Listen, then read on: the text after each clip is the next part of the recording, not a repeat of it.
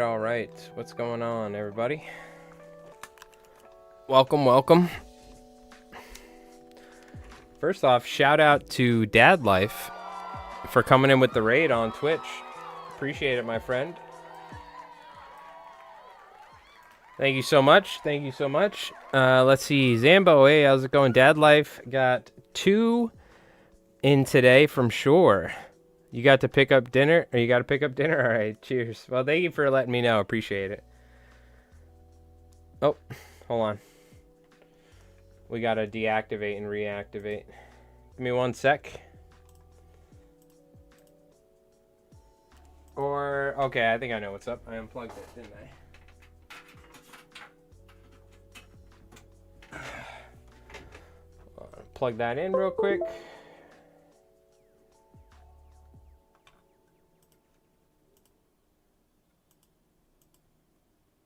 No, give me it. We got to give it a sec. Hold on. Oopsie daisy. I forgot to plug in my camera before I started the stream.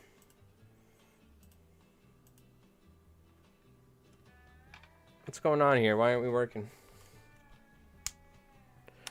Oh.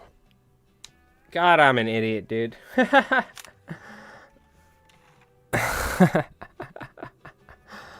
Oh, man. I'll tell you why. You want to see? That's why, because the cover was on the lens. Oh, God. Yo, Jay, what's up, man? How you doing? Yeah, we got on the Albies last week out in Montauk, so shout out to my customer and friend Mike for taking us out on his contender. And last moment, we had Jeff come out with us. So my desk is a little bit of a mess right now, because I'm in the middle of working on so many different things. Also, hold on. Just realized probably we recorded a game the other day. So let me change my settings. ISO.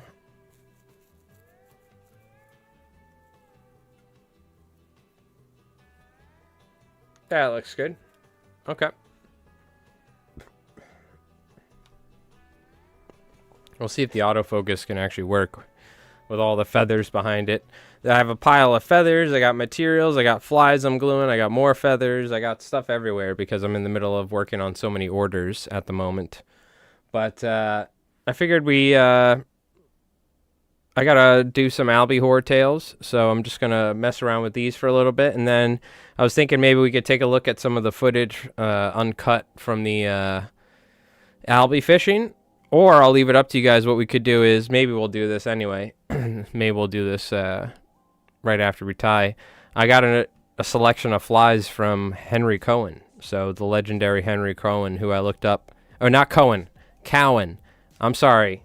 Let me do this for myself. Hold on. That's right. I talked to the man himself the other day on the phone, and at the end, he corrected me, which I'm very happy he did. His last name is pronounced Cowan, not Cohen. So, Henry Cowan, he sent me a selection of flies because he saw the live stream recently. Because someone who watches the live streams apparently is friends with him. Shout out to Zeke.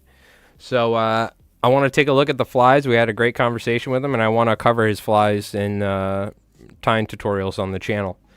So we'll probably cover each pattern. I have to order materials for them and stuff like that. But so that was really cool, being able to talk to him. And because a lot of his flies are very inspirational. Like the Henry Cowan's Silverside, which was with that with that tubing. I could never get that thing right. I told him that too. So I'd like to perfect that fly because I think we have the skills to do it now. All right, we're gonna heat up our hot glue gun real quick. We're just tying some albiho tails, working on some orders. I got to go to the post office tomorrow. I'm shipping flies out. So I'm waiting to hear back from some people. I got some stuff done. We got order of deceivers to tie for guides, some slim deceivers. Let's see what else. Stuff for local shops. It pretty much never ends. And at some point here, we're going to start up with roosterfish. So the other thing is I'm getting ready to like start filming the majority of like me talking about the albie fishing from shore video. So maybe at some point we could go over all the talking points, and then if you guys have any good ideas on stuff that I potentially may have missed, we can go over that, or I can add it to my list of points, like talking points. But I got to sit down probably this weekend and just film that, and then I'll cut it up, and well, I'm essentially going to film myself talking about albie fishing from shore and all the talking points. And then what I'll do is I'll overlay fishing footage over it at certain points. But, it'll have the camera on me at times. It'll cut back to me talking about it and showing flies, showing all this stuff. So it's going to be a long video. It's probably going to... I haven't even really recorded the majority of it. I've just been, like, getting it ready because it's a topic type video. But so preparing all like the media, like all the footage and all the like photos and the fly footage and fly photos, and getting all of the outline for it ready. It's a pretty big video. So also Zambo, thank you for the follow and for the halibut. Appreciate that. All right, this thing should be probably hot enough. Nope, we got to give it a little bit more time. So maybe we'll do that right now. Let's take a look at the... I finally had to switch to...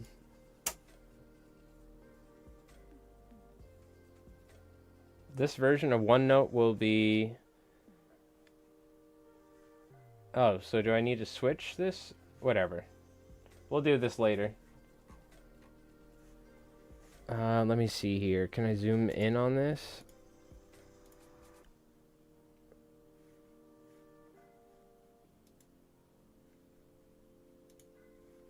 Whatever.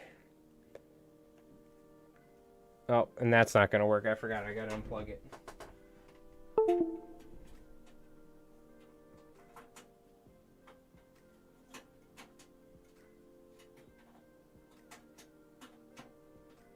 Oh, come on, man. What's going on here? There we go. Yo, Rev, what's up? What's going on, dude? Now I come here. I always have to like reactivate and deactivate all this stuff. It's so annoying. This Elgato stuff is ancient now at this point. Yeah, so this is like the outline for the video. You can see all the green points are like separate chapters, if you will, of the video. So we got everything from, I got my intro, I got like an overview of the video. We're going to be talking about the species, false albacore and Atlantic bonito. Then talking about the seasons, primarily summer and fall. Types of feeding activity. Where to find them, or like the different types of places to fish. So you could see inlets, jetties, open beaches, bays, canals, flats, right? Conditions, like different conditions can affect albie fishing. There's various baits and corresponding flies, so like talking about the different baits and each fly that goes with it. We have stripping techniques, which is a thing in itself. You could probably make a whole video on stripping flies for albies and what's the right thing and what's, there never is really a right thing to do, but sometimes there is, but that's fishing, I guess. Fishing tech and like game plan when it comes to like setting up on the rocks instead of chasing the fish, because you're more likely to catch them just blind casting sometimes instead of trying to chase fish that are moving very fast. Tidal cycles, gear, and then actual physical places. Like, somewhere in Massachusetts you can albie fish. And I'm just going to be very broad and specific and maybe talk about spots like, you can go to Montauk in Long Island, for instance, or something. But mind you, this is from shore, so probably talking about the North Shore or something. But I don't want to burn spots either, so it's very broad. But anyways, that's kind of the idea. If anyone has any, if I'm missing anything when it comes to fly fishing for albies, I think I covered pretty much everything because I asked questions on YouTube and to the community about it. Now, the other thing we got to do is we got to pick our YouTube winner from the last giveaway video. So that's what we're going to do.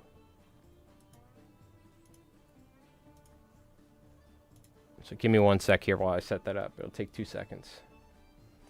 That was the Albie Flybox video, right? Right? Was that it? I think it was. Was that our most recent giveaway video? Because I don't have it in the description. I think it is. Hold on. I gotta click it now and watch.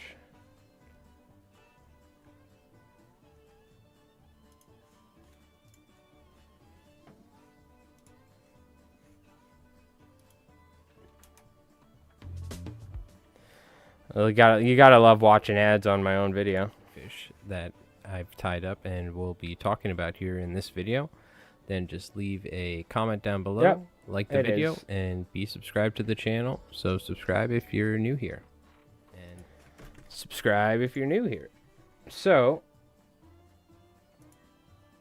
copy, paste, fetch. No duplicates. Yes, we want replies. Sure. I don't know if we do, but I think we're okay. Hey, Theodore. He comments all and watches all the time. Mike, I'm gravitating to smaller flies for albacore and bonita. My favorite fly is a smaller clouser on a size 8 hook, 1 3/4 inches long. Works on freshwater fish also. Effective colors are white and tan.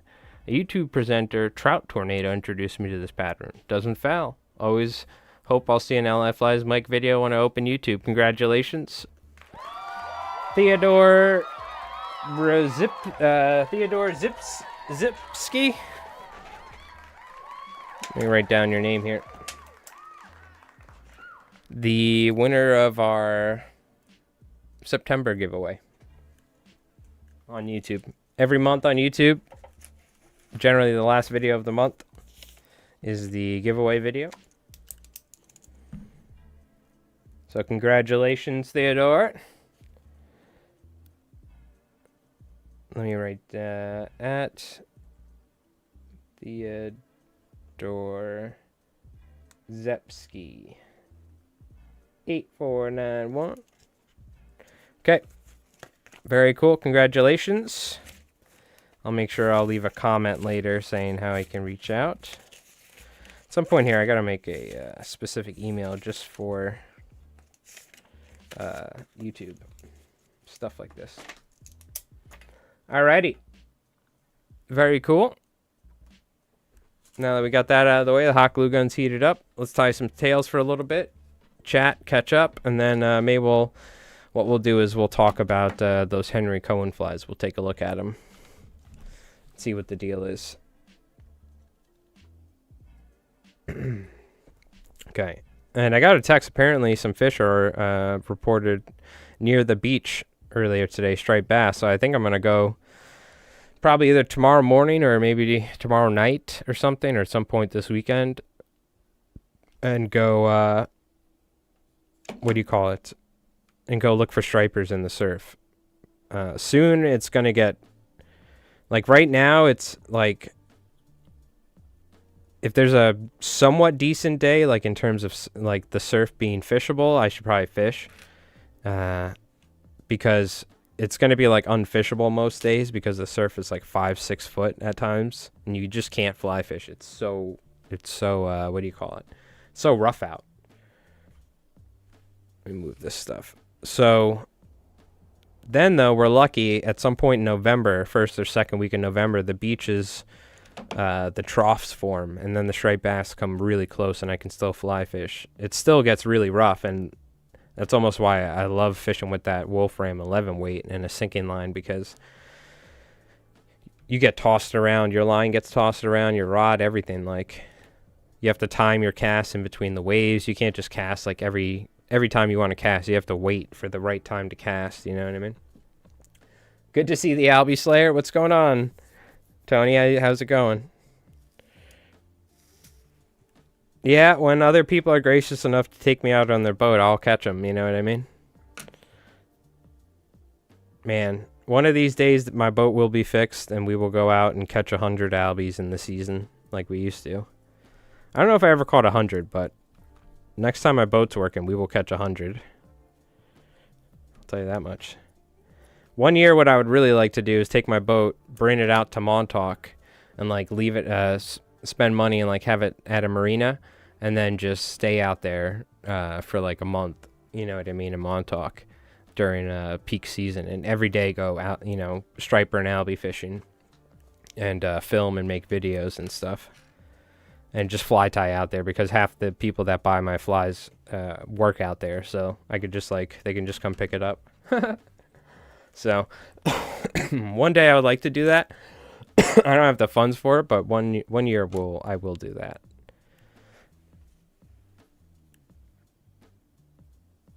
Some of the guides I tie flies for, they have like sweet like Mercedes wagons that you can live in, essentially, like the Mercedes vans. So and stuff like that. So they just stay in those in the marina parking lot, which is sweet. Just convert my Suburban. It's not that big though, unfortunately.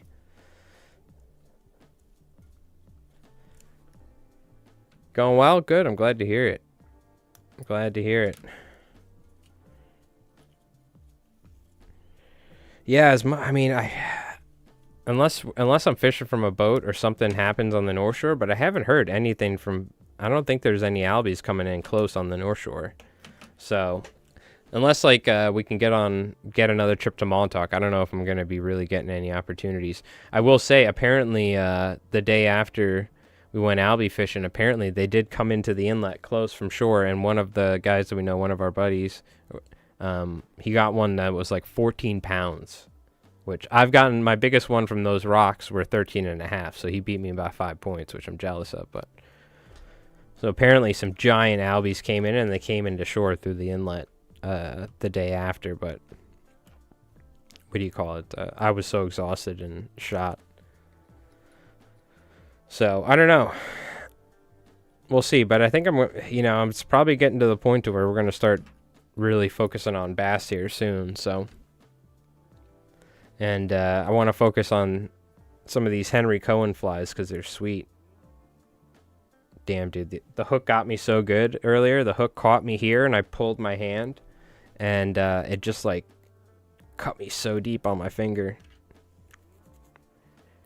I forgot that happened. All right, let's keep tying here. We got our tail feathers. Let me get my tail feathers plucked, pre-plucked. So I used to use the beautiful American rooster hackle for these, but they're not available anymore. So I pretty much started switching to all Chinese saddle hackle. Luckily, from saltwaterflies.com, Chris Windrum, I get the 1 ounce packs, the big packs of them. These. This isn't the right bag, but you get the idea. And he sends me some very beautiful hackles, so I always have some really decent I mean, even though this is Chinese saddle hackle, it's still like these. Look at these feathers. You know what I mean? Perfect feathers for this sort of stuff. Not as stiff, but that's also where the hot glue gun comes in. You know, so. But I can't grow my own chickens, so. You should have been there tomorrow. Yeah, yesterday, tomorrow, and right now. That's albie fishing for you. In fact, that's a good point.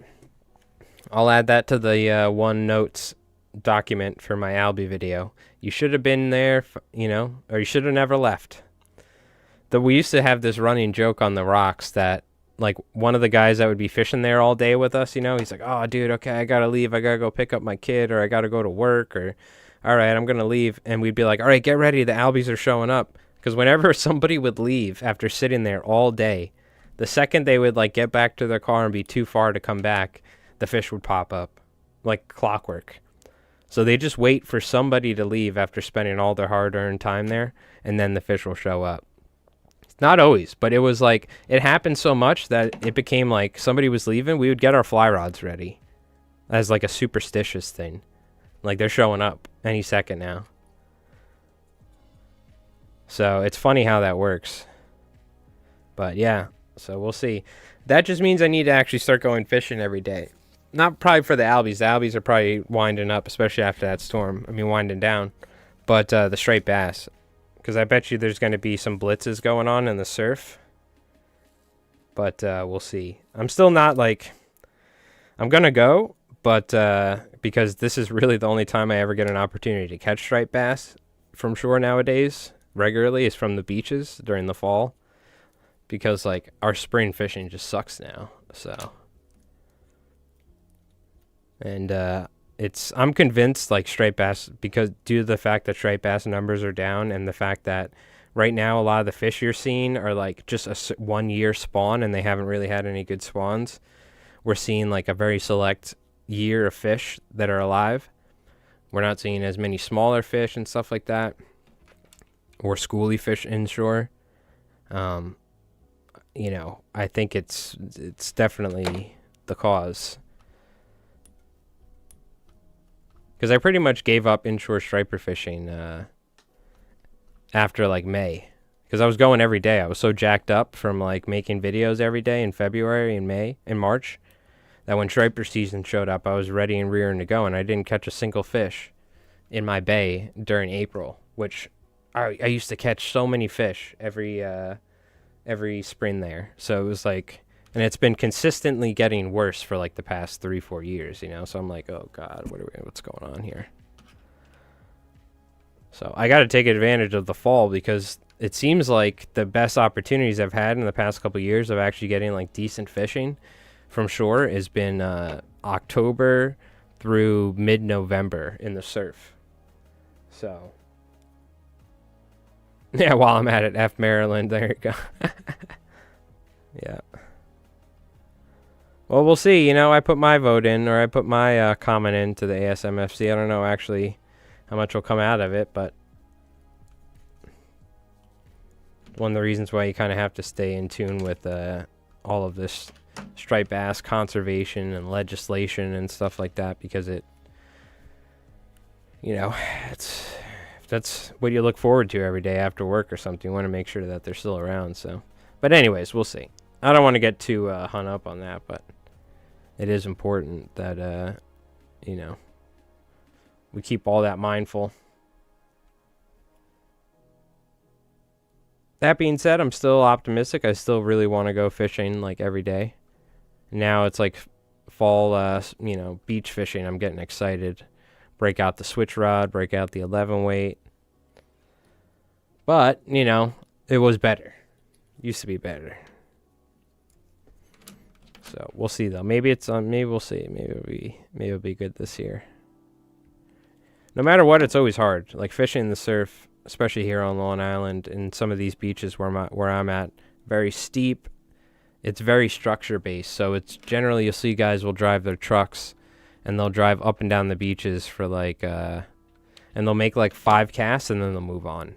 They'll fish a trench or a hole with like a bucktail jig. They don't get a bite after a couple of casts. They move to the next spot. And that's not always like a guarantee, but it is a good way of finding fish. So me, on the other hand, I'm not driving my Suburban on the beach because I don't want to have to buy a new truck. So I generally walk, and it's, you know, at that point now we're talking, it's like the most I'll walk is generally like a mile because you have to walk back.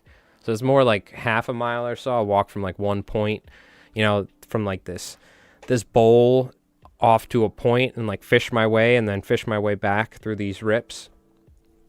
So that's generally what I choose to do.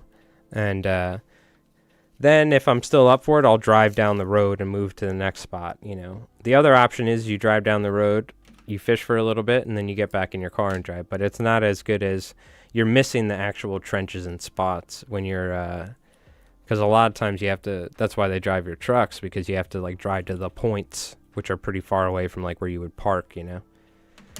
So it's better to just almost pick one spot and fish it really good. You know, pick the spot that you think is going to be the most, has the most fish. But that's where it's tough because, you know, you're like, okay, I'm going here for today. And it's like, okay, well, I fished for like 4 hours and there's nothing. So, and it looks so good. There's bait, everything. I'm like, damn, I don't know what the hell. So it's really tough. Surf fishing can be really hard, but it's really rewarding. And when they fight so hard in the surf, which is one of my favorite things. Striped bass, like, because their tail is so big and they know how to fight, it's one of the spots where like the waves, the surf, it's a freaking battle. So it's probably my favorite way to striper fish in general, but definitely not the easiest, I would say. So a little bit of like EP fiber on my crystal staz here. Yo, what's going on, Point Blank? How's it going, dude? How you been? How's the fishing life? How's the streams been going? Hope everything's been good.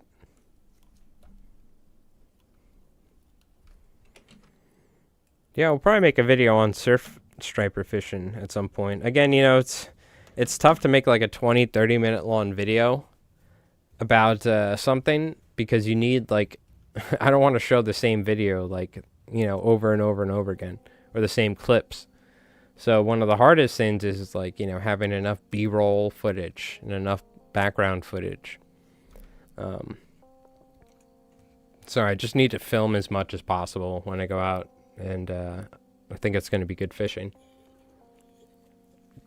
That's why I've been doing you've been seeing a couple Albie videos on the channel, is because I've been filming a bunch, because I plan on making some Albie videos. So I would rather have gotten some shore footage, but I'm not complaining about those trips to Montauk. So that was awesome. I mean, how iconic. I don't know if you watched the most recent video. If not, go check it out on YouTube. Let me zoom this out a little. We were fishing out in Montauk, and there were some shots where like me and Jeff were both hooked up, and you could see the lighthouse in the background. And I'm like, oh, dude, that's just so... especially when you're right near the Montauk Lighthouse, and you're throwing flies from a boat looking at the lighthouse, it's like such an iconic striper and albie fishing moment. You know what I mean? I've spent so many times over the years looking at magazines and reading stuff, you know what I mean? Books, and even just going there and fishing from shore, from boats. They called it the Mecca of striper fishing for a reason. It's a crazy spot. It's a crazy spot. So, it's always amazing to go there. Especially that day was... I mean, we got there and we went out. We don't go at sunrise either because you don't really necessarily have to. We probably did missing some fish, but like 8 o'clock, right? 8:20 we go out, we leave, or get to the water, to the point, and we go around the south side, and the entire south side is lit up. And it wasn't like there was a giant school of fish. It was just, there were fish everywhere. So like you look and there's just fish blitzing everywhere. So nobody had to like run around or do anything. You didn't have to like compete with other boats. For like the first couple hours, it was just, you had fish blowing up all around you. Now the thing is, it's tough fishing because it's not giant schools of bait. It's tiny bits of bait everywhere, and the fish are shooting up from the bottom and chasing the bait. So it's really tough fishing at times because they will grab the albies, come up and they grab a bait and instantly go back down. So like you throw your fly where the albies were and they're gone, right? So generally blind casting is very good. You see I caught a lot of fish blind casting, but the times when you do throw it in them and they feed, you know, it was funny. Some of us were throwing small stuff. I was throwing bigger stuff like albihors. But a lot of times it was like, I think somewhat luck, but also like that fish would see the fly and I could physically see the fish, and it was like near the fly and I would start speeding it up and it would eat it. I saw Jeff a couple times. He like completely paused it. It was definitely like you had to work for the fish. You know, a lot of blind casting or a lot of casting into fish and not getting eaten, which is always tough. We found out later, you know, people fishing 10 and 12 pound were hooking up all the time, but they're breaking off every other fish. I personally don't like fishing like that. I don't want to break off a bunch of fish just to hook up more, because that's kind of not very ethical fishing in my opinion. But of course the albies can spit out the flies and stuff, but they can still have like a fly and a leader stuck in their mouth, and I try to avoid that sort of stuff. So South Shores in Rhode Island have the same 6 to 8 inch trough with or 6 to 8 foot troughs with beach break. Do they? I haven't seen, you know, the majority of like Rhode Island stuff I've seen has been like the rocky beaches, you know, where they have those like bass ladders and stuff. So it's funny. I don't think I've actually like seen too much Rhode Island sand beach fishing. You know what I mean? Like ocean fishing. Because Rhode Island has a ton of shoreline, but a lot of it is like in the bay and stuff. That's interesting. It's always funny when I think of Rhode Island, I think of like rocky beaches and stuff, but of course there's sand beaches up there. So what in that sort of fishing, it's kind of similar to our South Shore fishing, Calvin. You'll see, we'll film some videos. It's tough because you get soaking wet from the waves and the surf, and everything gets covered in sand and salt water. So maybe what I'll do is I'll set up a GoPro behind me, you know, and I'll specifically try and film some days. But it's like you can't really wear like a GoPro on your chest or like have a camera right next to the water, because the waves are so freaking rough and you're just constantly getting. That's why having a closed, what do you call it? Having a closed drag system on your reel is extremely important, because the sand will get in there. So a lot of times like sand will still get into my reel. What I need to do is just dunk it in the salt water, move it around, and the sand will come out. So it's rough fishing. You'll break stuff. You're going to get tossed around. You're going to be sore. It's like probably one of the hardest ways to striper fish, but it's also like, in my opinion, like peak striper fishing is surf fishing. Whether it's with a fly rod or, you know, throwing plugs, whatever. That's like, when I think of striper fishing, that's what I think of, right? Yeah, it's work. 3 miles of beach. Yep. There you go. Yeah, you've seen, you know how long Long Island is. You can go the entire way on the South Shore.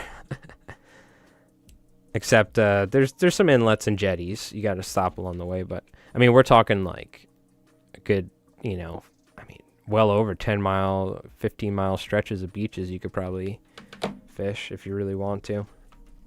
So I focus on smaller sections that I know somewhat better. But, you know, the other hard thing about surf fishing is it changes every year. A lot of times the troughs will form in a somewhat similar way because there's natural points and stuff. But it's different. And, you know, this is really this hard part. Like one day you'll go and the trough is absolutely perfect. You can swing your fly like right in front of you. And like there's waves breaking, there's bait, and you get some fish and you're like, hell yeah, dude. You go back the next day and it's completely gone. Like it got washed out or it's completely changed. And the fish may have moved to like, you know, 5-6 miles down the beach. So that's why, man, it's really tough. Really, really tough. But I guess that's what makes it so rewarding too. It's also fun, you know. It's like, I don't know, it kind of gets a little monotonous or you know, kind of boring sometimes when you're fishing the bay and you're just blind casting over and over again in like one spot. When you're fishing the beaches, you have to like time the waves. It's a lot more like you have to be focused and like involved with it. A lot of times I'll just go into like a zen-like mode when I'm fishing in the bay. You don't even have to think, you know what I mean? Which is nice too, but I like the challenge of surf fishing.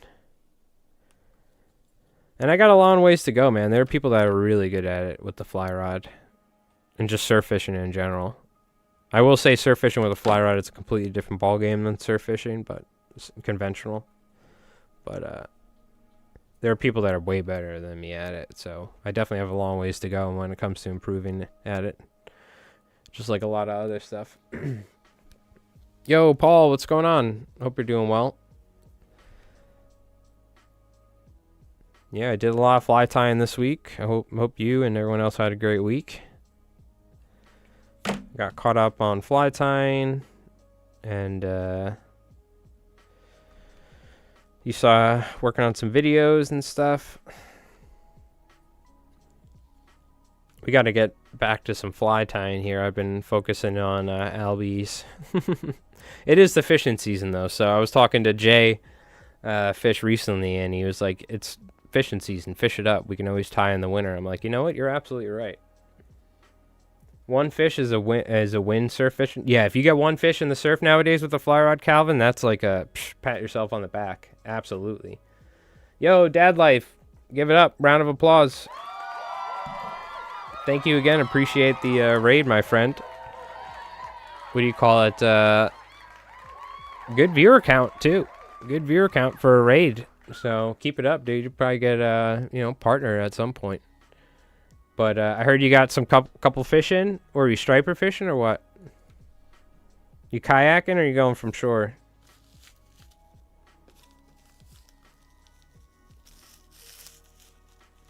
Yeah. I realize I'm never getting Twitch partnered, so I just stopped caring about my view numbers, and it was fantastic. YouTube, on the other hand, is great. I love YouTube. Twitch though, I was like, yeah, no, I've done it for 5-6 years, so I'll just keep streaming, but I'm just never gonna get partnered. I'm completely okay with that. So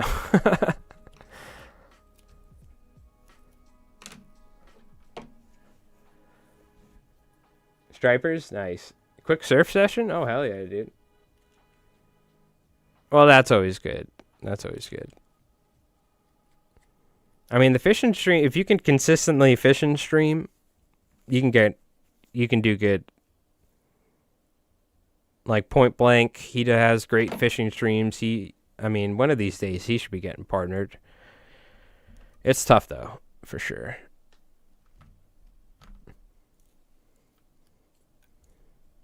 Problem is having a decent quality stream set up, which is something I always struggled with. There's not very good connection out here where I am.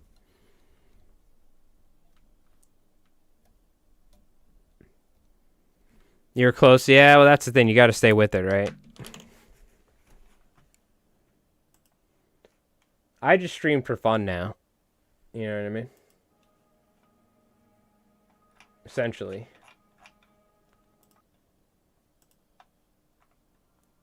Man, it's getting hot in here with this hot glue gun. God damn.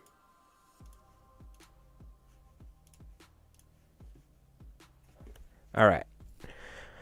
We got our albicore tails done. Good. That's what I wanted to get done just so I can get them out of the way, essentially. Because I got to tie these later. These are for saltwaterflies.com. Normally Dave Skoke ties them, but he wasn't able to, so I'm covering for Mr. David Skoke. You know, this is just the thing that's so cool. This is why we're going to talk about Henry Cowan, by the way, too. It's pronounced Cowan, not Cohen. We're going to show off some of the flies he sent me. We're going to talk about them. Let me unplug the hot glue gun.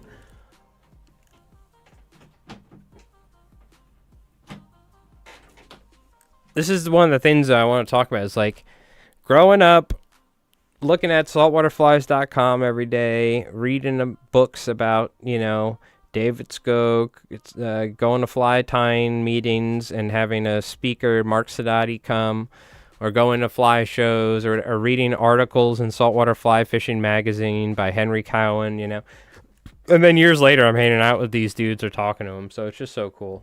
And it was funny, he was talking about that as well, It's it's good to see that I'm not the only one, It's like he was looking up to people like Popovics, Meanwhile, I'm looking up to people like him or Mark Sadati and obviously Popovics and stuff. But the shore looked like Cape Cod Canal today. Had to be 40 guys out there. Yeah, that's one of the things social media has ruined fishing forever. One thing you'll see is I never post photos of fish I've caught. I wait like a week or so because and I don't think I have that large of an influence, but there are people that if they post a fish on Instagram and don't blur the background, there'll be 30 people there. So yeah, it's not a oh yeah. There's certain spots where it's just all over the place, but what do you call it? There are times where, like, you know, a feed happened earlier today, and then this afternoon there was like 30 people down there at this one spot. I guarantee you, like, somebody called somebody, even just calling somebody, you just let one person know, and next thing you know, there's like 40 dudes there. Which is fine if you're spin fishing, but if you're fly fishing, that could be really tough at times. You know what I mean? All right. Let's break out these Henry Cowan flies. Take a look.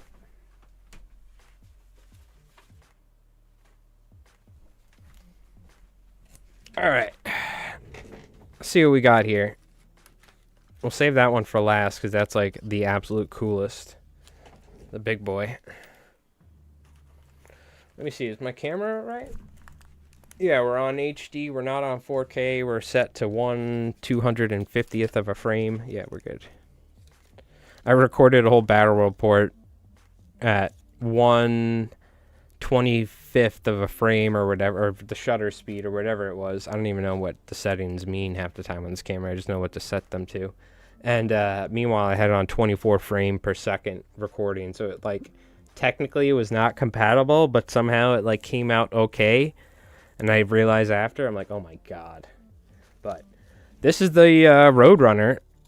Oh no, the Coyote, which was inspired off of the Roadrunner, which is a jig that they used to fish up in Brooklyn. And this is all from talking. I got to talk to Henry for like an hour. It was so cool. I'm going to make videos on all these flies.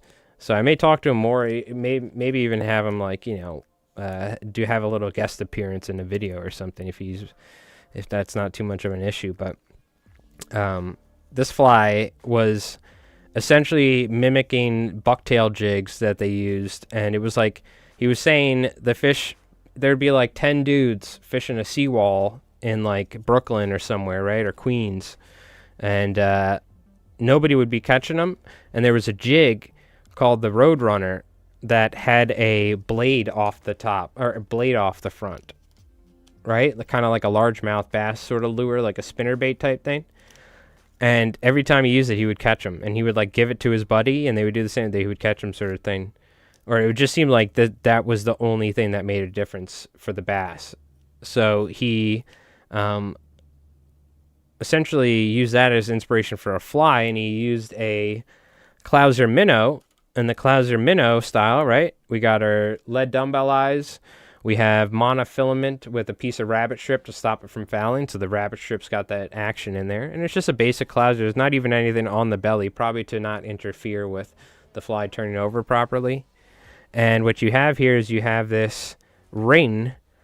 I guess it's like the swivel right here, the split ring, right? And then you have a, what do you call it? These little clips. I forgot what these round things are called. I forgot you have pliers for them. And you got yourself a little spinner plate thing. So, I mean, I guess while you're stripping it, this thing's just going nuts. But this is what his, like, go-to searching fly for freshwater or saltwater is. So, and it all came back to, and he called it the Coyote, which is a play on the Roadrunner, which is the name of the jig, and just like Looney Tunes. So I thought that was cool. But I really want to try this because I've been intrigued by stuff like this and this pattern for years. You know what I mean? So what if we take two flies like this and we fish a rip? We have two people fishing the same exact way and everything, and see which one produces better. The one with this or without, right? And if one guy starts catching more, we switch flies and see if, because maybe it is us doing a difference. So that's really interesting. And now the one thing is I'm wondering is, I have to ask him, is this a specific thing that you could just buy? Or is this something like, did he make this by adding a split ring to a swivel and having this little plate here? Because this is literally, for instance, all you got to do is take a swivel, slip it over the hook, tie it in, or just push it to the front, and then the material will block it. Then you take a split ring and you add the split ring to the swivel, and then you just take a blade.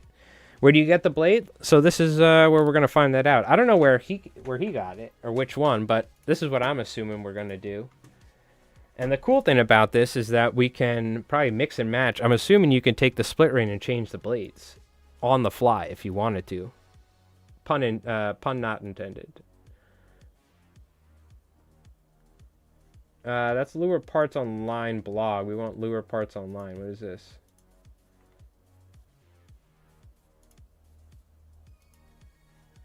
Why is it taking me to a blog, dude?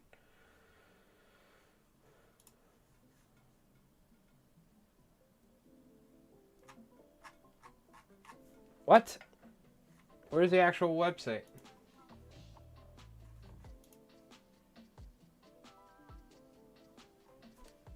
Is the website fucked or something? Pardon my French?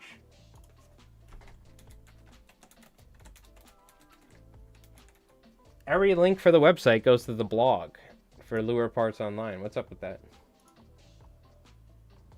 Did they break the website? I think they like broke their website or something.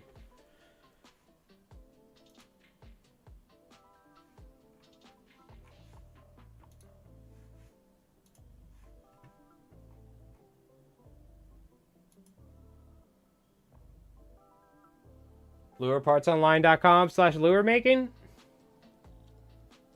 Ah, the website broke. Okay. The other option is JanNetCraft.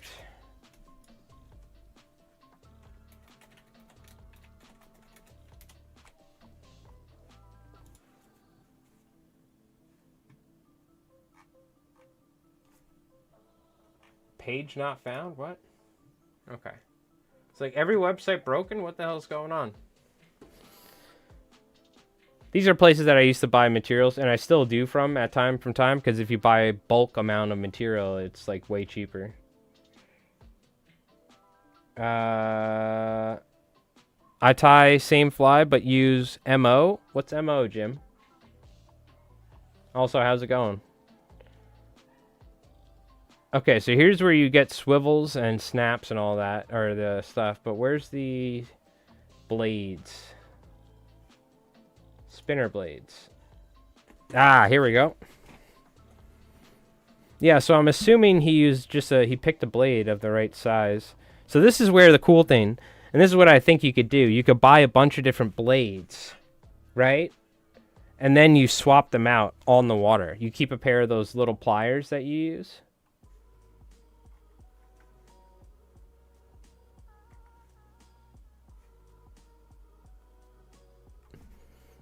They look like Colorado spinners shapes. Maybe not. Maybe not spinners. I don't know. You might need to try different ones and see how they work, right? Here we go. Just get an assortment of like a bunch of different ones, you know, and like swap them out and see which ones you like. Now, you need the right sizes, though, right? Like, I wonder what... It's probably the smallest size available, honestly. And you could just get basic ones, but you could also get cool ones like this with, like, holographics. They'd probably be size 3, I guess. I'm guessing. How many do you get? You get 4? It's not too many. These are also fancy ones. They just have, like... And you could use all different types too. I'm assuming, well, you probably need the right one. Like these right here will fit with the clips. These probably wouldn't be able to fit too easy. You know what I mean? You need something with the hole near the front. I'm really curious though, what happens when you use blades like this, right? They're probably too big. If you can get the smaller ones, maybe. Anyways, that's what you use.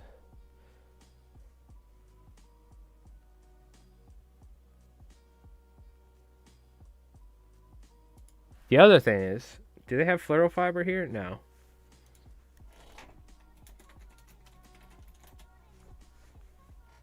So fluorofiber, by the way, this is what he uses. He says you have to use in the throat. It's very particular in the material. You'll see the flies here in a sec are going to have pink in the throat. It's fluorofiber hot pink. It's this only color and this one material. And he swears that this is the difference between, if you don't put this in the fly, you're going to catch less fish.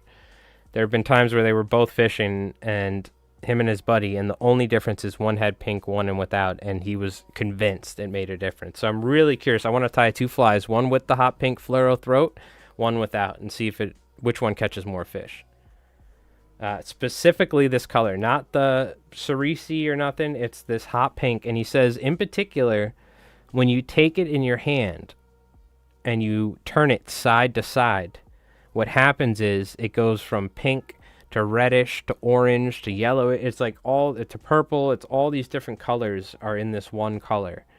So I'm going to buy like 6 packs so I never need to worry about it again. Just use it for the throat. And fluorofiber is kind of similar to like slinky fiber-ish. It's a synthetic kind of flashy material. It's made by the same people who make this stuff. Slinky fiber. Just add H2O. So it's the same company, different material. Okay. That's interesting. So I want to cover this fly. I want to fish some spinner blades. See how they work. He says it's his favorite searching fly, so curious actually how they work. I've never fished a fly like this. There were times I thought it was maybe something novelty or something, but I mean, Henry Cowan, the guy knows what he's talking about, so I'll try it. Next up, one of my all-time favorite flies. So there was a time where I would get an Orvis catalog like every month or two, or I forget when you would get them. Like before Christmas you would get one, and you could look at all the fly rods. They had like 8 weight to 10 weight striped bass, inshore fishing, bluefish. And I would look at the flies. I would look at everything. One of my favorite flies to look at in those catalogs was the Cowan's Silverside. And this is the fly right here, but in anchovy form. So this is his albie version. And these, I think he said, not only did they work great up in, Massachusetts or places like Long Island here, in Montauk or whatever, but specifically as well. This eye got kind of damaged. I'm going to have to fix it, looks like. What do you call it? Specifically in like Harker's Island for giant albies and stuff like that as well. So, great fly. Now, I'm assuming he's using, there's no lateral line, right? So I don't know if this is just, is this actual easy body, or is it like just a flex tubing that you could buy, like that you could tie the Alfonso crabs with? Because I have this here, and I believe this is not easy body. This is that sort of flex tubing that you can get. So I'm pretty certain this is very similar if you look at it.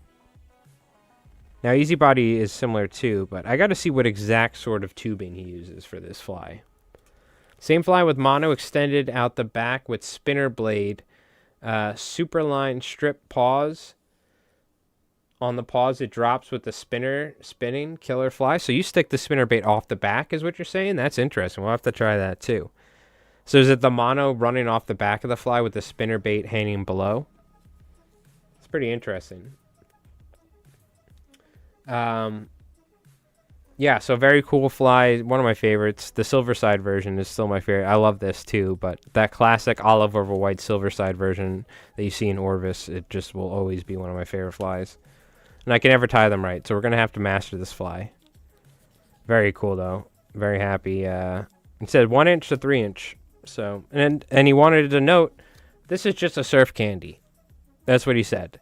Yeah, he's got polar fiber, and he's got this tubing on it and stuff. And I was like, well, that kind of makes it separate enough. But he wanted to mention, and this is something that I like bringing up a lot of times. You hear me mention, I like to give credit where the inspiration of flies comes from, because it's important that people know where the origins of these flies and fly tires came from.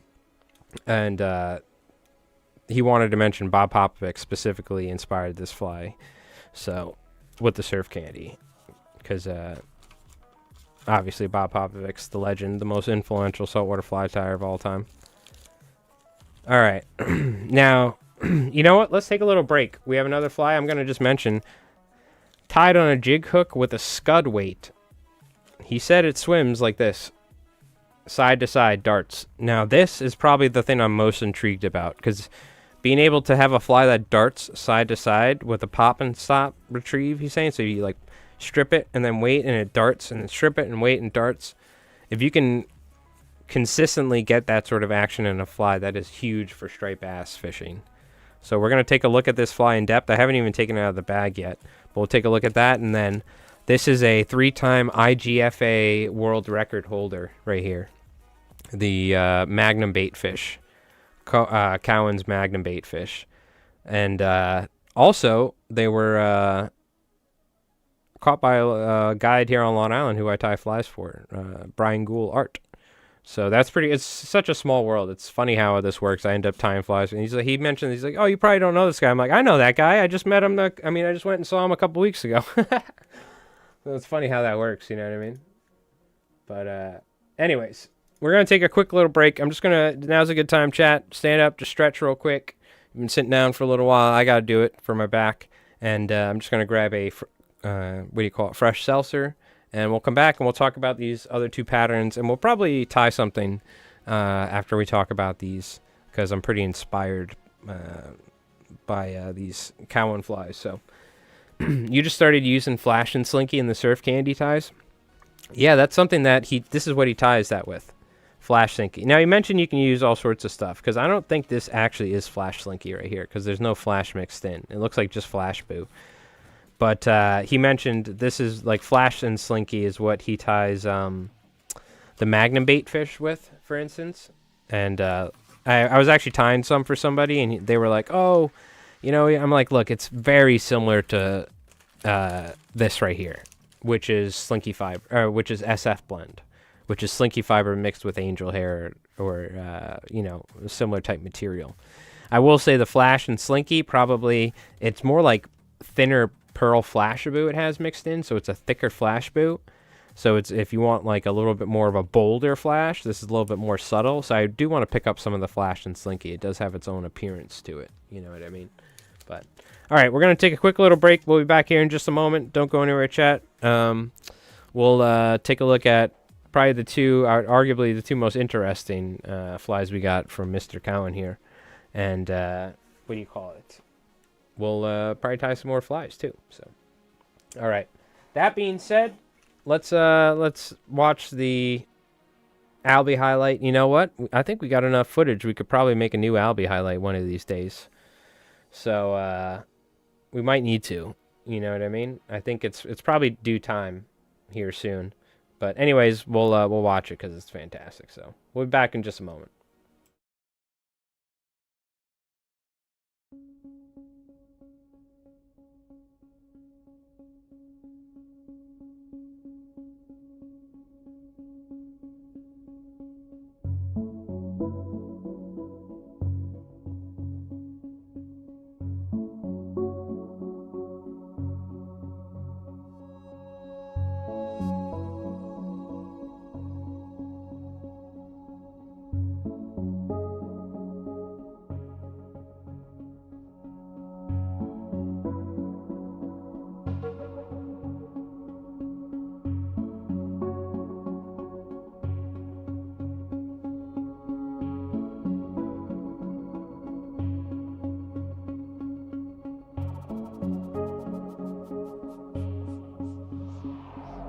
Yeah, dude. Yeah, dude. Stay tight, all right? Yeah, keep it tight. Yeah, dude. Yeah, Aiden. Knuckle buster. Are you good? Do you need me to do anything? Yeah, I might need a ride. Yes. Okay. Hold on, I'm gonna turn now. I'm gonna try and get on the bow. Yeah, get on the bow. All right, you're doing good. Keep doing your thing. I'm gonna move us away. Is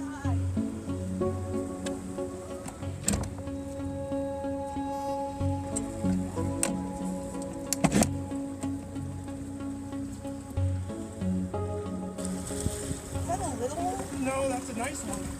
Oh, let's go! Come here, close next to Allie.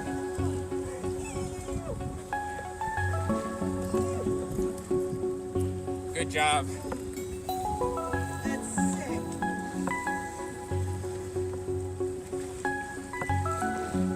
Alright. Nice. Let's go! Albie slap!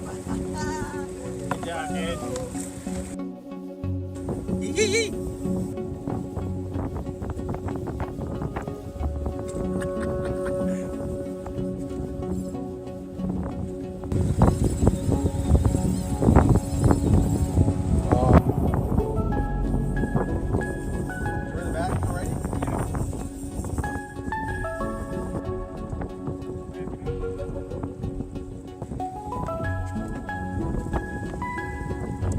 Looking down the barrel of a 12 gauge little toonie, bro. On the albacore too. Here, take the toonie like that.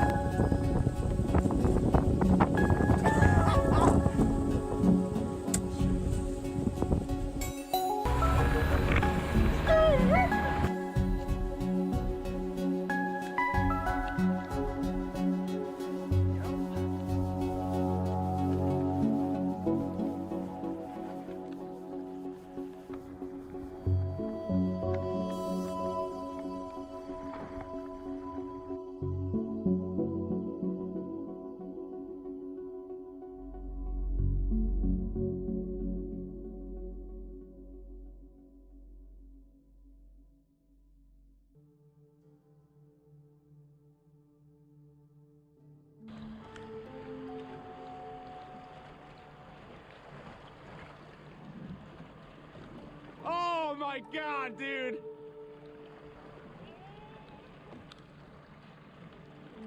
What the fuck?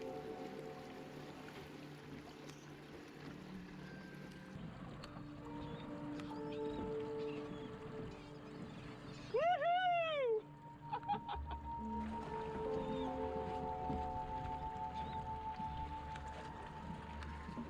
Oh my god.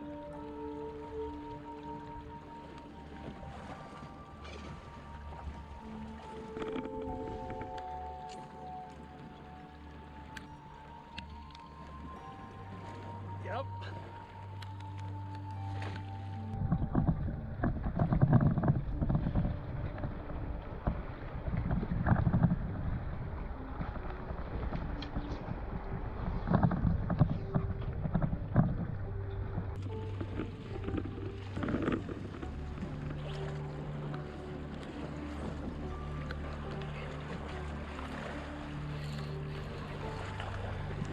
Oh my god!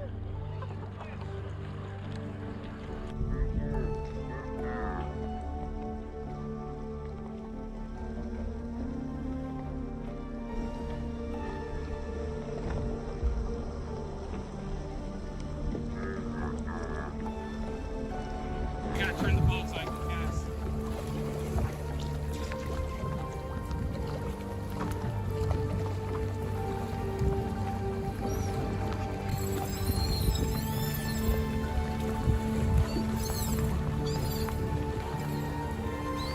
Oh my god, dude!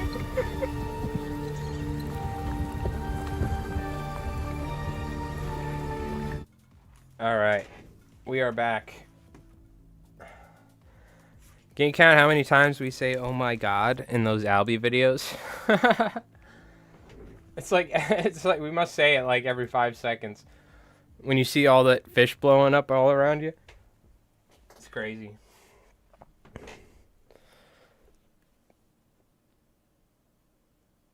Are you guys talking about fishing in Mass? We got a couple of Massachusetts boys. I mean, I will say that Albie video, that has to be one of the best Albie highlights, or like edits I've ever done. Just the way it's edited with the music and stuff, it like, And we've watched it so many times now. And I'm still not tired of it. And I've asked you guys too. Nobody's been like, hey, can we make a new edit? It's still good. After watching it for like, we came up with that edit in like 2020. And I think we've been using it as our hookah lounge break video for how many years now? If you guys are getting tired of it, let me know in the chat. I mean, I'm still enjoying it. I gotta make some new ones, but it still hits, is what I'm saying. Now, let's put that one away. That's the granddaddy. All right, now this fly is called the darting bait fish by Mr. Cowan. The fly will dart left and right when stripped with a pop and stop retrieve.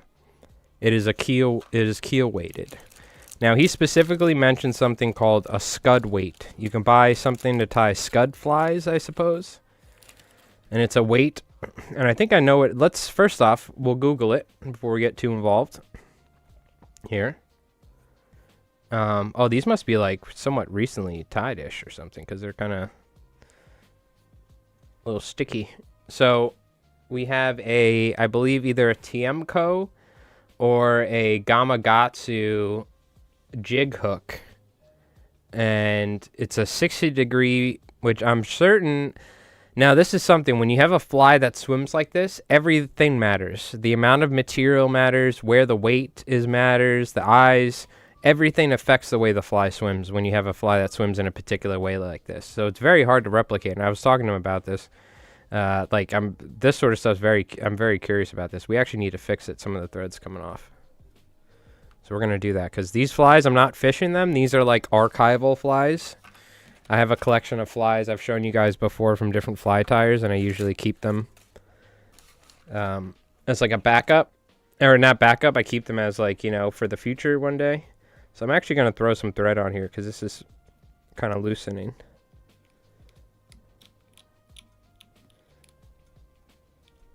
So I'm adding my own personal touch to a Cowan fly. I'll put some head cement on there too.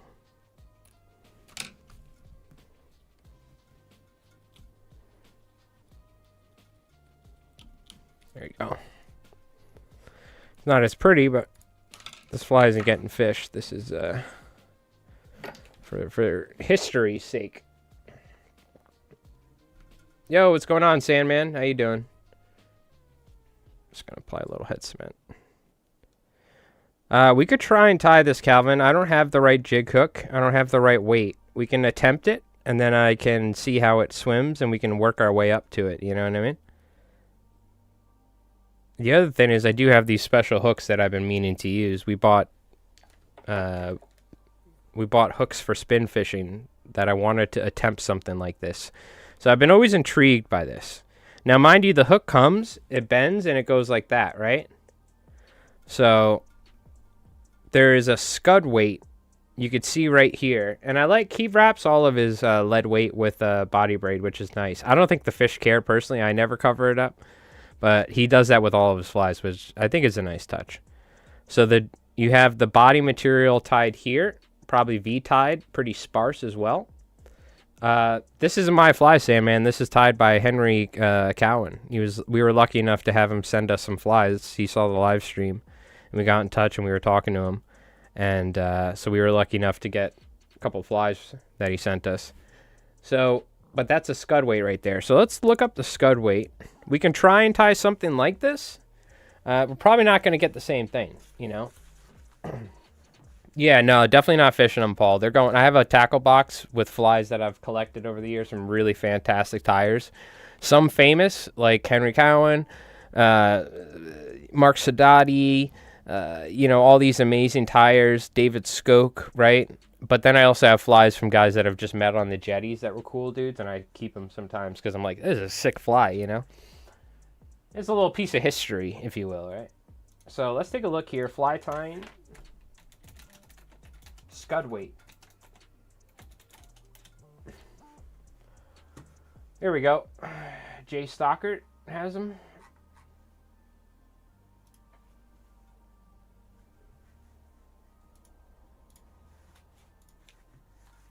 Let's take a look. Okay. Yeah, I see it. So you can see how they're shaped, right? They're channeled so that the majority of the weight sits on the bottom of the hook. So this is probably something that's very important, right? You can see how it's channeled here. So the majority of the weight is positioned in a way to where it's near the bottom or the sides, not on the top. So that's pretty important, for sure. So we're going to have to order these. And I'm guessing we're going to get a large one, like the largest. Like that. Or something. Or that might be that. I don't know. We'll see. We can order a couple different sizes. Similar to channel weights, yeah.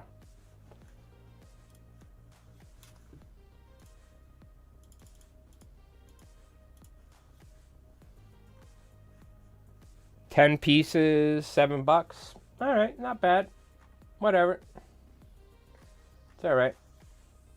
I'll see if I can get them off Lure Parts or something. Unless, hey, Jay Stalker, you want to sponsor me, you know, I'm down. We are saltwaterflies.com channel because we've been supporting them forever. But that being said, and two, I've been trying to, in the past, I've talked to him about it, but we never really talked too much in detail. I would love to, like, get a code for you guys for somewhere to get a little discount on fly tying materials, you know? So I definitely want to find something like that. That being said, I pretty much get all my stuff from saltwaterflies.com, but he doesn't have everything. Like, he won't have freshwater stuff like that. So that's where I'll go to, like, Jay Stockert or something. And the reason is saltwaterflies.com has been around longer than so many other places, and he's kind of like a smaller business, you know, that I've been using forever. And he's awesome. And we also tie flies for him, too, so. Yeah, I think what we can do is, so I'll leave it up to you guys. We still got to talk about the Magnum baitfish. We can attempt this. I think I have jig hooks. They're probably 90 degree, not 60. We could take a look. We'll see. And I don't have the right weight, so it's probably not going to swim the same, because what I'll have to do is I'll have to wrap lead wire. We could tie strips of lead wire on the bottom. That is an option, but it is right at the bend of the hook is where he ties it pretty much, right before it. So we could try it and see. The other option is we tie the Magnum baitfish, is what I'm thinking. Or I'll do a poll. We could pick from the silver side, or the anchovy, the darting fly, and this. Now, I'm going to make videos on all these. I got to order the right materials. This one we could pretty much tie right now. I don't have a big enough hook, but we'll tie an appropriately sized one. So now this is the 3-time IGFA line class world record holder fly. And this is Cowan's Magnum baitfish. Now you'll see some very close similarities to things like the Slammer. This is kind of like how Mark ties his Slammer now. It's very similar-ish. What you'll notice, lead keel, very important. Underneath this, there's a big keel. He's got, as you can see on both of these flies, that the hot pink fluorofiber in the throat. He's very specific. That specific material is the reason why these flies work so good. Obviously, this fly is tied a very specific way. He even stiffens the tail, which I really like on this. And this could be anything, he said, you know, and this is, you could use synthetic yak, you could use Steve Farrar fiber, you could use slinky fiber, you could use whatever, flash and slinky. This just looks like some slinky fiber-esque type material. And then he glues some eyes on there as well. But it's tied very sparse, which is important. He said you can cast this fly all day. And it looks like it's probably like a 6-odd. You tie this on like a 6-odd, maybe an 8-odd Gamakatsu SL12S looks like the right hook. He might be using Tiemco's. He said either Tiemco's or Gamakatsu's were the hooks he was talking about. And I like the peacock curl. He has this glued right here as well. The front section's kind of glued up a little bit, so it kind of keeps its shape, you know. And again, it's very, very light. You know, it's very, very easy to cast. So it's kind of like how I would tie a Sadati Slammer, but just sparser. Because I feel like with the Slammers, I tie them a little bit fuller. Especially because we're adding just like massive keels to them to offset it. This is like a toned down version, which I really like. This is really sick. So very cool fly. And again, it's just, I think mostly just like V-ties, if I'm not wrong. like high-low tie, V-ties. And, you know, I will say this is one of the biggest things I struggle with, and this is somebody that ties flies for a living and makes videos about how to tie flies, but we all have something to improve on. When you see, if I try to tie this right now, it's either going to be too sparse or I'm going to put too much material, probably on the side, too much material. Because it's very easy for me to get in my head and be like, man, is that not enough material on this thing right now? So that's something I struggle with at times that I'm trying to improve. Is like when I set out to tie a fly like the Magnum bait fish like this, the whole idea is we want to keep it sparse. I'm going to have to struggle to keep it sparse. It looks like a majority of the ties are tied near the front. I actually kind of want to see, when does he start actually adding the material in ties? Because he kind of glues it. It looks like all of the ties kind of start up here. So you're not even really tying back here. Yeah, there's no thread over here in this section. So that is something that's different. Like the majority of the material is tied in the front, and then it's stiffened and glued right here. So, very cool. And you can see just a little bit of flash on the top. Some like Magnum flash boo or flash boo. You know what I mean? There's not flash all throughout this fly. And again, the number one thing that he said, the most important thing about the fly, other than the sparseness and the weight in these Henry Cowan patterns, is this fluorofiber hot pink in the throat. He swears by it. Absolutely swears by it. You see here, I have some like craft fur that's hot pink. You would think it's very similar, right? Like, surely we could just use this. Look at that. But he swears that any other materials, whatever, it's this fluorofiber and hot pink. So, I mean, according to that, and of course there's something to everything, right, or whatever, but he swears, like, there are many times two people fishing right next to each other on a boat, same sort of deal, and the dude with the hot pink on the fly gets them. So something you could do is just start adding some hot pink to the throat in your flies. And supposedly it's going to make them, even if the fish, you're not catching more fish because the fish want it, it might just increase your confidence level or something because you have this secret pink throat or something. But I mean, you generally listen to someone that knows their stuff like this and is a professional guide as well. So I'm going to start trying this out. I'm going to buy this fluorofiber and we're going to try it out. So I'm going to leave that up to you, whether you want to go and get yourself a pack of hot pink fluorofiber. But supposedly that's the secret sauce right there. So, all right, what do you guys want to see me tie? Because we got enough time to tie one fly here. And then I got to finish up some stuff tonight because I got to go to the post office tomorrow, ship a bunch of flies out. As you can see, my desk is a mess because I'm in the middle of tying like 5 different orders at once. So, what should we tie here? Magnum bait fish, or do you want to see the darting bait fish? Do you want to see the Cohen's anchovy with the tubing for albies and stripers? What do you guys want to see? Why don't you just type it in the chat? Whatever you want to see me tie right now. I can make poles. That sounds like a lot of work. I would have to type it on 2 different platforms, on 2 different keyboards. Darting, okay. One of the darters. Put all the flies away no matter what. Keep them nice. Yeah, no matter what we're ordering, I got to order spinner baits. I got to order the right tubing. I got to order scud weights.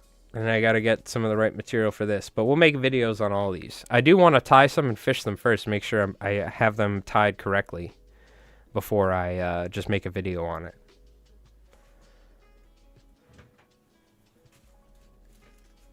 All right, Paul's voting for the darting baitfish. I think that... Let me start taking a look at hooks while you guys... Some of you may be behind. I will say the darting baitfish is probably the most intriguing of them, right? It seems like. I gotta find jig hooks. It depends if we have jig hooks. I think there should be something, though. I should have something jig hook related. Just take a look, though, real quick. Probably not the right one. I also think you need the right hook to where it's heavy enough as well. Like the weight of the hook. So each If you go with a different hook model, you may need to change the amount of weight. That's one of the things about when you're tying flies like this. Everything is very specific. Okay, we do have jig hooks, but they're that big. But that's okay. For a second, I thought you guys are voting on this fly, and I don't even have jig hooks. But turns out I luckily do have some. What else do I have here? 2-odd Gamakatsus, a couple 4-odds left. I need to order a box of 4-odd Gamakatsus. I need to order a box of size 1 Gamakatsus. I have a box size 2, size 1-odd, size 2-odd are okay. Okay. That'll be $125 of hooks for 2 boxes of Gamakatsus. It's a tax write-off, I guess. Alright. So, we got Eagle Claw jig hooks. These are 413 jig hooks. These are what I used in the past. Not necessarily the same hook. I think I'm going to either try and get the... I think these are TMCOs, but I couldn't find them on saltwaterflies.com. So we might go with the Gamakatsu jig hooks, but those are 90 degrees. So, I don't know. I might need to figure it out. This is, he said, was like a 1-odd jig hook. And this is a size 1, but this is definitely a heavier hook, a little larger. This looks like this is a 60 degree at least. But this is definitely... That's the thing. You can have a 1-odd from Eagle Claw and a 1-odd from TMCO, and they're 2 different sizes, right? So this looks like somewhat of a larger gap hook. We're just going to scale down the size, which is very important. We need to not tie too much material on there if we're going. And this is also a lighter weight hook. So, I don't know. We'll figure it out. We're just going to free ball it and see how we do. Let me move all this stuff, and we'll keep the one fly here because that's what we're tying.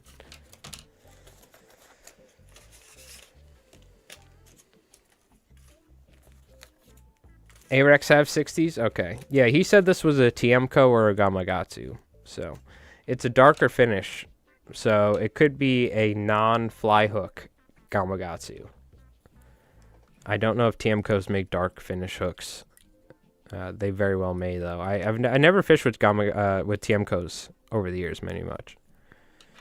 All right, so I don't have the scud hook or the scud weight, so we're going to use lead wire. Now, I'm a little apprehensive about wrapping the lead wire, right?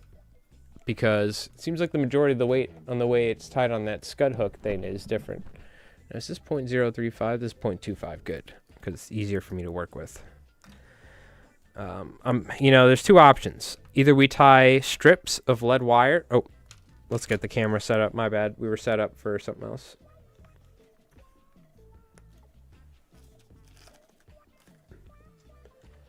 God, I really should clean my desk beforehand. I was just so lazy. If I had to move everything, I'd have to move it back, and I'm just going to go back to commercial tying when I'm done. So I was like, you know what? Screw it.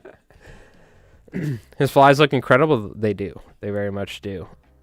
Yeah, I think his style of flies is very much on par of the sort of stuff you tie too, Jay. You know, so I figured you'd like his sort of stuff. The Cohen's Magnum baitfish is, you know, very similar to the stuff. Again, it's similar to slammers as well. But this sort of like, these are very much so like fishy striper catching flies. So this is the sort of stuff I feel like you'd probably like up there in Jersey. So there's 2 options. I'm going to leave it up to you guys. We either wrap lead wire first and then cut strips and tie it on the belly, because the whole idea is we want the majority of the weight right here on the belly. The other option, strips on top of strips. Also, I need to cut my fingernails, but this is like acceptable. Any more than this, it's too much. So what do you guys think? Should we wrap and then put strips on the belly? Or, because then if we wrap, we'll have some weight on top, but that may not be the worst thing. It may not be bad to have some of it distributed. Now that is like a channel weighted thing, but it looked like it would overhang somewhat up. I don't know. Straight strips so we have all the weight on the belly. That may be the way to go. Yeah, he was out that way. He was out by the city years ago.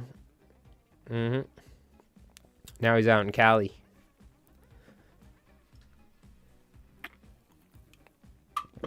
All right, straight trips it is. Hey, look there. Ladies and gentlemen, we have Henry Cowan in the chat in YouTube. Round of applause. We've summoned him. All right, well, we don't have scud weights, Henry, but we are going to attempt to replicate. The chat voted. They want me to replicate your... We're going straight strips. We got to order scud weights. We got to order the right hook. Again, it looks like it could be like a freshwater jig hook, right, with the darker finish, because they don't make... Well, I guess Gamakatsu makes some fly hooks with the darker finish, but... Now, I'm curious, should we don't want to go too far to the bend, but I kind of want it near the bend a little bit, right? So I'm going to go like this.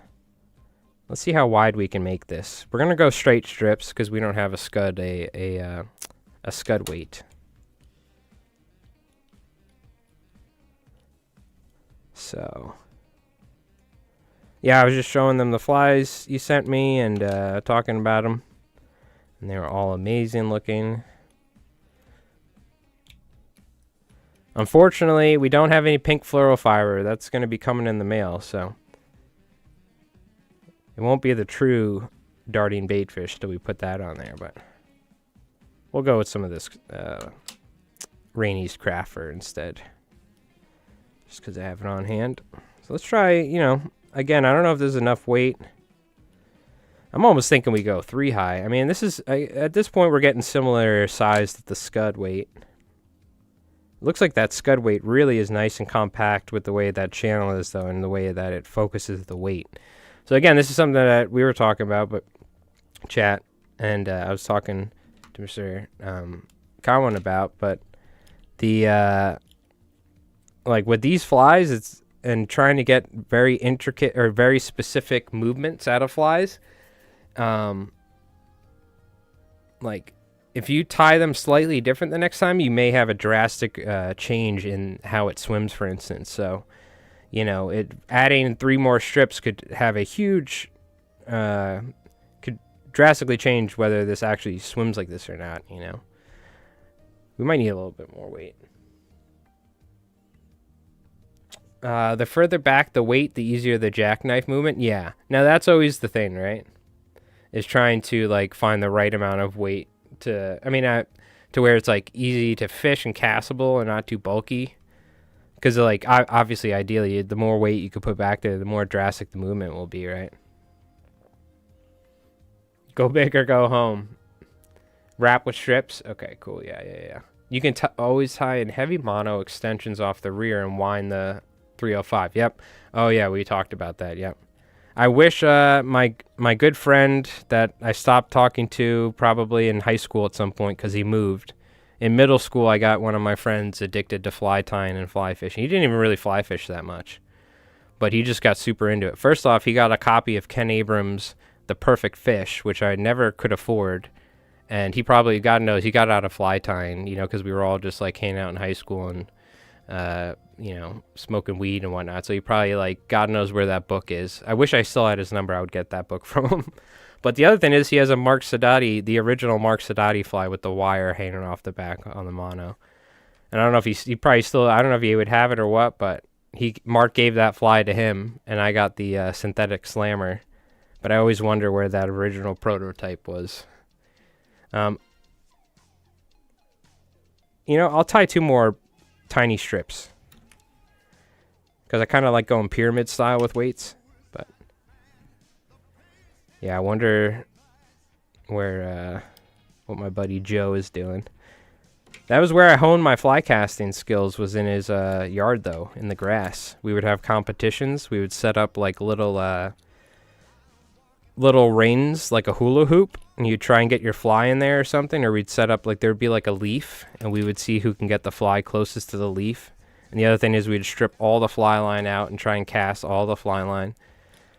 Now, the funny thing is we'd practice, and then we'd go fishing in the surf, and we can only cast 10 feet because it'd be blowing 30 miles an hour. So that's something I always tell people. Make sure you actually go fishing because there's no better practice than that. All right, well, we've sufficiently built a hump off the back here. Dave Sellers designed darting flies using the mono extension with the .035 off the rear. Yep.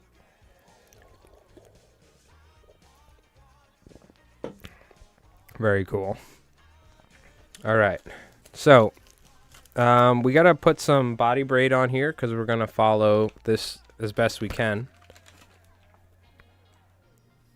Yeah, actually, I definitely want to tie up some of the anchovy flies. Because hopefully, I mean, I'm going to be honest with you, I don't know really how much more the albies will be biting, but if I can get out to Montauk one more time, I'm going to tie some of those and give them to my customer who's been taking me out fishing, my buddy Mike, and give them to him and have him fish them, see how they work for him.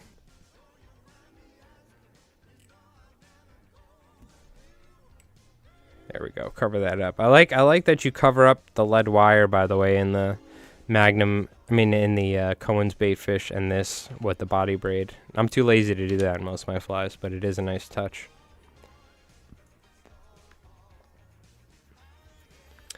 Dad life on Twitch. I love coming here and getting the lore. I mean, you know, this is what we're talking about.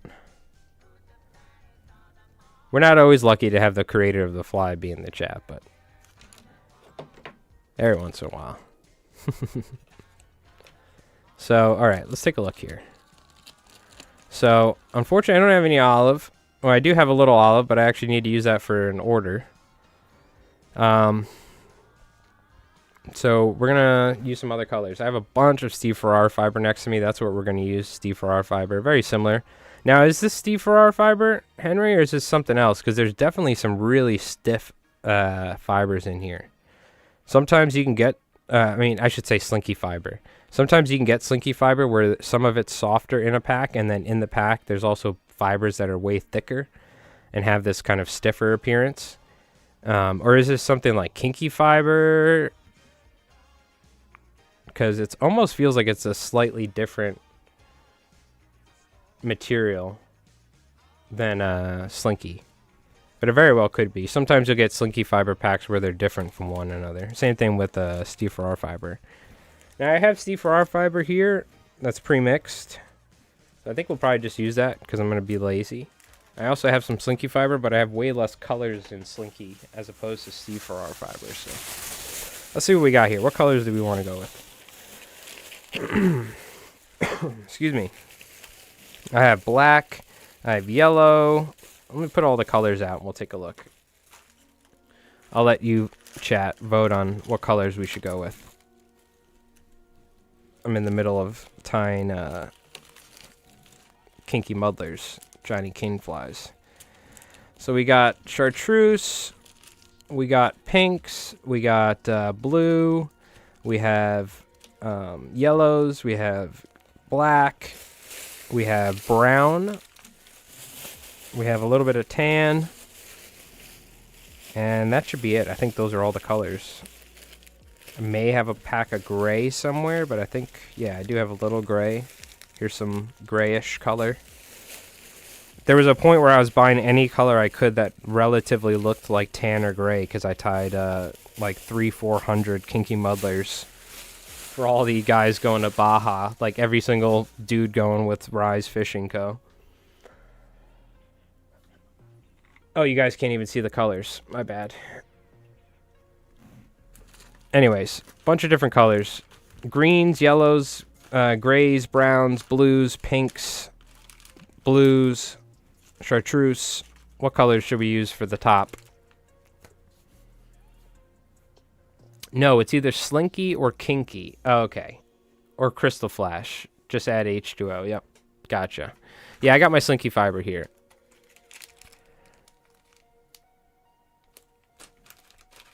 Which, before Steve, now there are, I'm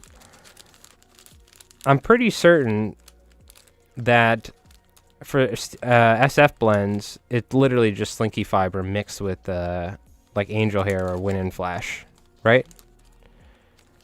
They're both made by Fishient.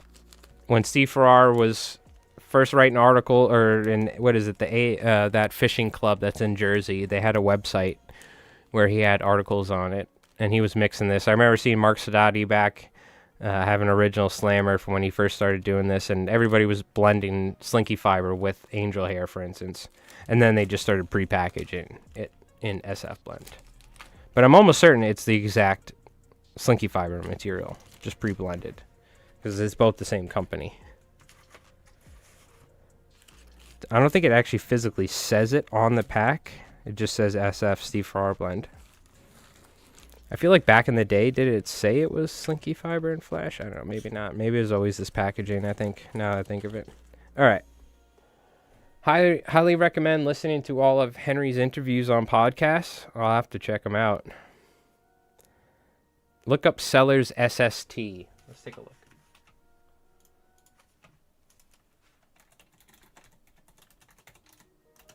Fly. Ah, here we go, on Blanton's website. Hold on. Saying Blanton's website doesn't have a secure connection.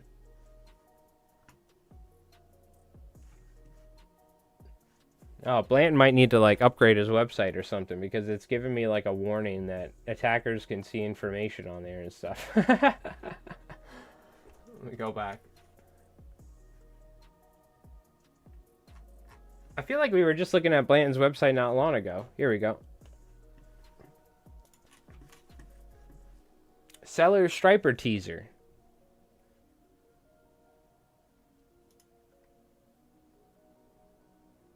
Ah, interesting. Ah, okay. Ah, wow, that's interesting. So it's like a candy, actually, but that's really cool. I didn't even think about that. So this is monofilament with lead wire tied on it. Right here. This strip. Right? Or I guess it looks like mylar tubing over monofilament with lead wire. Or it looks like actual wire. Like stiff wire. Because it's black there. And you tie it like this, right? And then what you do is you wrap it down, it looks like with a staz trimmed, possibly. And what it does is you secure it to where, because this is the bend of the hook right here. Let's actually go to a new, damn it, it's still not liking Dan Blanton's website.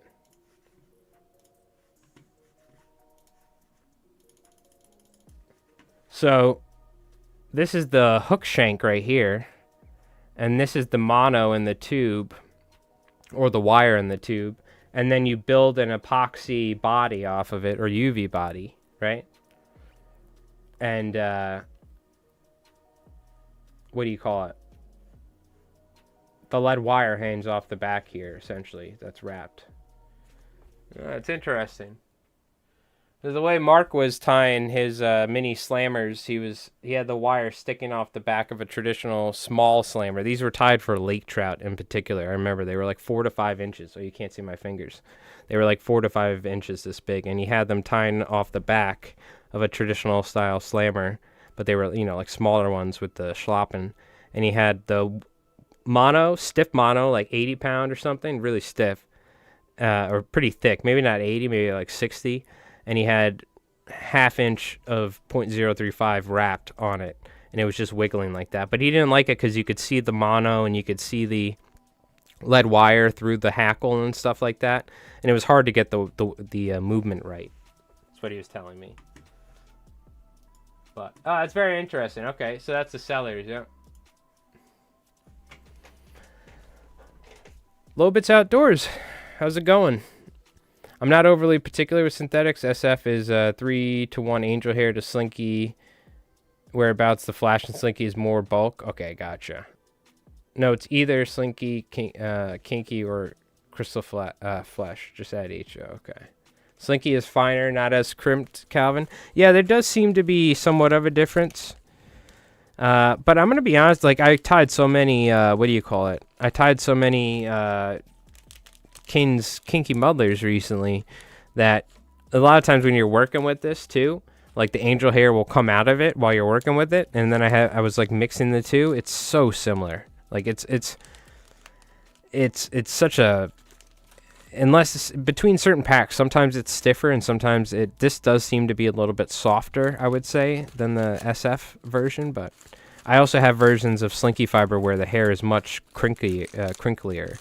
Like this is another Slinky Fiber pack where the hair seems to be a little bit, it is soft, but it seems to be a little bit stiffer and crinklier than this white pack, for instance.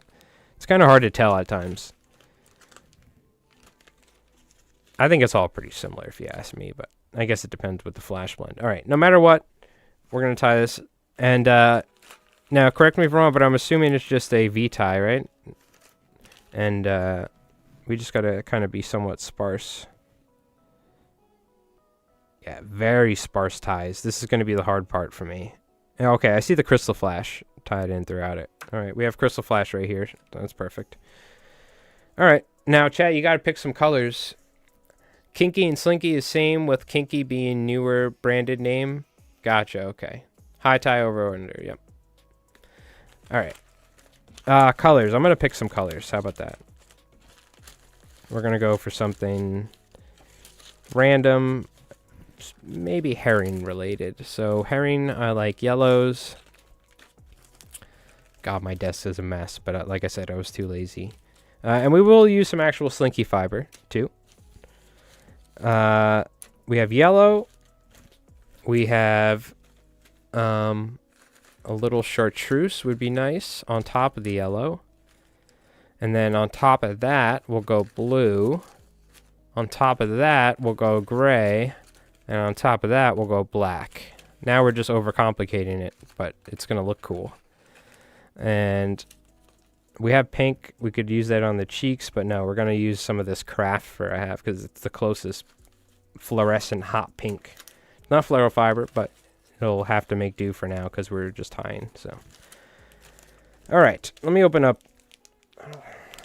I'm not going to look and see if I have an open pack. We're just going to open it. It's not like I'm never going to use it. How about the electric chicken? I'll write it down. What's the electric chicken? Isn't that, is that Mickelson's Deceiver? Or something like that? That yellow and black Deceiver? Let me take a look. What is that?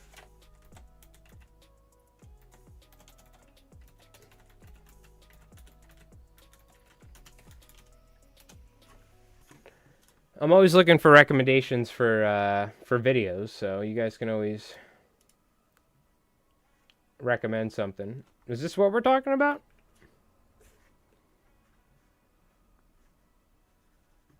Rabbit strip, Astaz, like that? Are we? No, that's different, right? Isn't an electric chicken a Deceiver-esque fly? Yeah, Stripers Online. Is there a Stripers Online?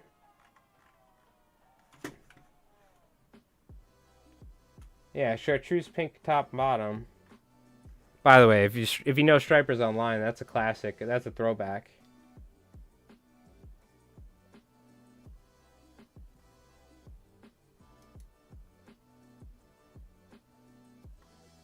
Yeah, that's not an electric chicken. We know the electric chickens. I don't know which one came first, honestly. Oh, is this it? No, I thought electric chicken... I gotta look in magazines now. Now there was a fly called the electric chicken, I think, that, like, it was a Deceiver-type fly. And it kind of looked like a school bus color, if I'm not wrong. It was like a school bus, grizzly yellow over white, but with super flashy Deceiver. I want to say that's what that is. Hell, even Henry may know it, but I remember there was a fly, something like that, called the electric chicken. You know what? Maybe since then it's been redubbed the Tutti Frutti looking color we just saw. Could be the electric chicken. I don't know. Maybe it's been reinvented 6 times since then. It was, yep. Same as the old chicken scratch, Redfin. Yep, that's what it was. I remember seeing it in, like, articles. Yeah, so if that's what you're talking about, Lobits, if you're talking about the striper, the old striper fly, I'm pretty certain it's a Deceiver that's kind of like yellow over white. It has grizzly hackle or something like that. So it looks kind of like the old school bus bombers, or the red fins, the chicken scratch red fins, and then you also need a ton of. I think there's like a good amount of flash. I want to say there's like either like some angel hair type material in the body or something, or it's like a staz. It was something where it was really flashy, and that's why the electric part came from. It was the electric chicken because it was like lighting up from the flash. Yeah. Now the hard part is, like, for instance, I Googled just now. There's nothing. For instance, right? There is some stripers online stuff, but I don't see any photos. So I kind of want to see if I can dig up and maybe like I feel like it was a magazine though, and like I don't have any of my old fly fishing and saltwater magazines. So I'll take a look and see if that's in any of the books. Maybe like one of Lefty Cray's books, like the Saltwater Fly Patterns book.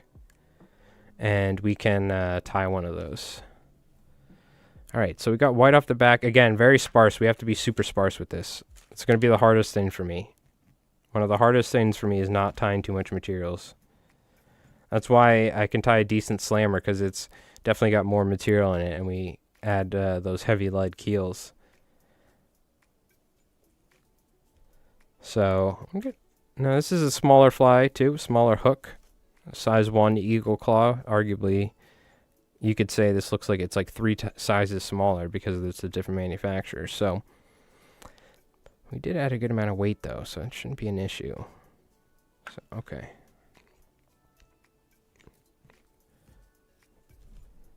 So again, even this might be too much. I think we need to add a little less than that. Take out like 7 hairs. Now I have a camera right in front of me too, so it's kind of hard for me to see, so it's kind of a weird angle I'm sitting at. Let me actually move this. Now I can actually look at my vise. So is that too much material? I wouldn't want to go more than that, looks like. In fact, that's 1 tie right there. That's about the same amount of material we're using on that, so we actually need to cut that down. Now, I mean, you know, it'll swim, but I'm trying to tie it as accurately as possible, because all these things are like could drastically affect whether or not you get that darting action. So I'm actually going to go half. So this is about how much material we're going to tie per V-tie, it looks like. Which, again, not a lot of material. This is where I struggle at times in fly tying, is like not putting too much material on there and stuff. And then it looks like crystal flash is tied in. This is how you would tie the crystal flash, right? You tie it when you tie your V-tie, because that's like the easiest way of doing it.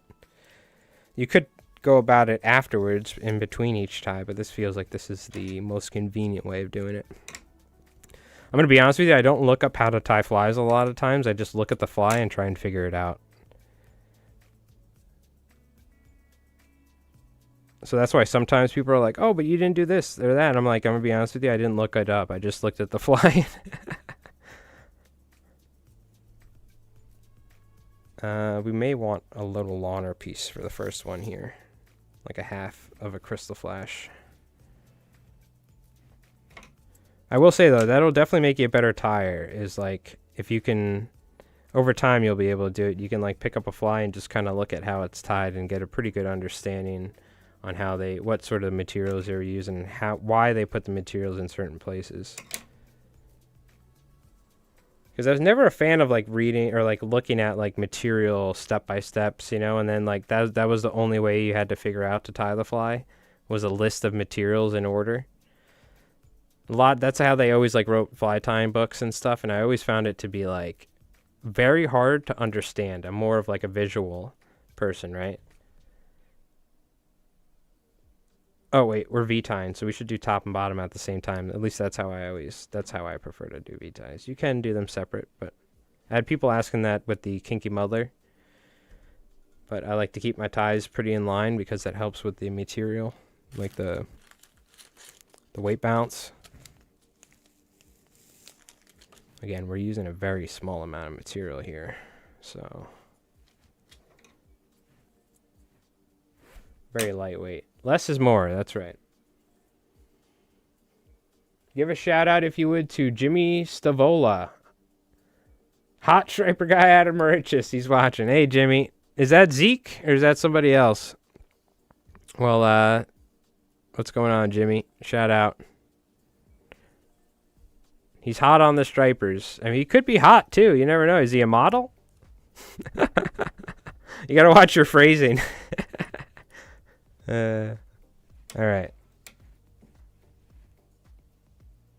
Man, those striper guys are hot. Let's use less material here. Let's refrain from using too much material. Yeah, shout out, Jimmy. I think you got us, me and Henry connected, so I appreciate it. Apparently you do some fishing out this way, so we might need to link up. I might even know you, for all you know. I'm terrible with names, but...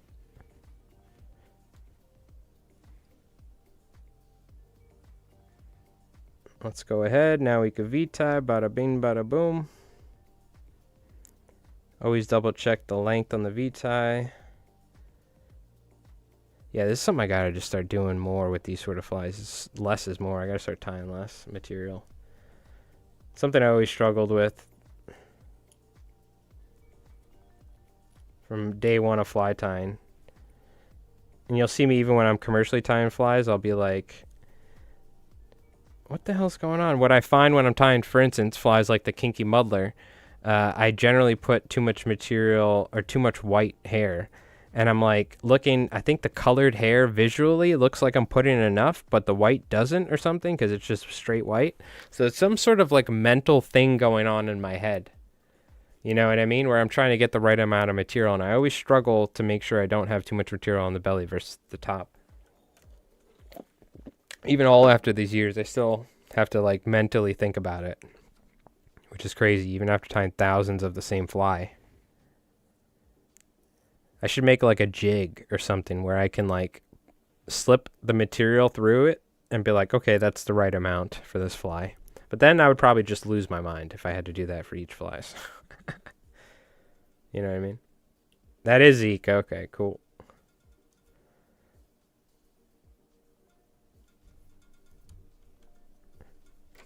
Shout out to Jimmy. Appreciate it.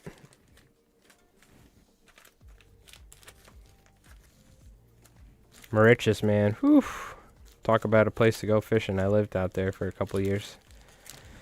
Some of the best kayak fishing I've ever done was out there. That's where I broke a custom 10 weight by Hank Altenkirk. He built it for me in high school. I was very good friends with his son, or son-in-law. And Hank Altenkirk's like a legendary rod builder out here. But in the Altenkirk family, he built a lot of tuna rods back in the day. But custom 10 weight, and I'm standing up on my kayak. There's a hurricane coming. I actually got boarded. The Coast Guard almost boarded my kayak with like their rubber boat. What do you call it? The big patrol boats that they use. They were like, "There's a hurricane coming. What are you doing? Get out of here!" I'm like, "Man, there's striped bass. What are you talking about? I'm fine. I haven't sunk yet, you know." Because it wasn't that bad at the moment. It was just like, you know, gonna get crappy or something. So, but it was so funny. They came and like bumped my kayak with their boat and was holding it. And they were like, "Do you got a?" I'm like, "Dude, what do you guys want from me? Like, are you telling me I have to leave? No, then I'm staying out here." I told them I don't care. I said my truck's right there. I can always go back to shore. But I was standing up and I hooked a fish. It had to have been the biggest striped bass I've ever hooked. Unless I snagged a seal, like a 200-300 pound seal. Dude, I hooked this fish. I got super tight and I set the hook once or twice because I'll never forget. It's something I've learned when catching big striped bass with a fly or even spinning rods and stuff. Dude, if you've ever landed a 40-50 pound striped bass, their lips are so thick. Like their lip could be like literally that thick at times. Like you're holding them, their mouth is so big. So, and you could be using a 3/0 hook, like you really got to jam it in there. So I went and I set it once and I set it again the second time and my rod snapped on the second one because the fish dove down. We were in like 30 foot of water. If Zeke knows the area, it was in the bowl in Cupsog and I was in my kayak there and by one of the buoys in the sandbar. And dude, it had to have been such a big bass. and my rod snapped, and I was standing up on my Old Town Predator because you can stand up on that kayak, and I almost fell backwards. But the fish instantly spit it, and I'm convinced it was the biggest striped bass I've ever hooked. It had to have been huge. Because I lived out there, I knew guides, there were a couple guides out there and stuff like that, and there's big fish out there. I had a couple huge bass follow my fly from the rocks on the backside of Cupsog. I'd be standing in my kayak and I'd be drifting dangerously close to the inlet, but you would see a striped bass come darting up from one of the boulders and like chase your fly and then turn away right at the kayak. Man, it was so cool.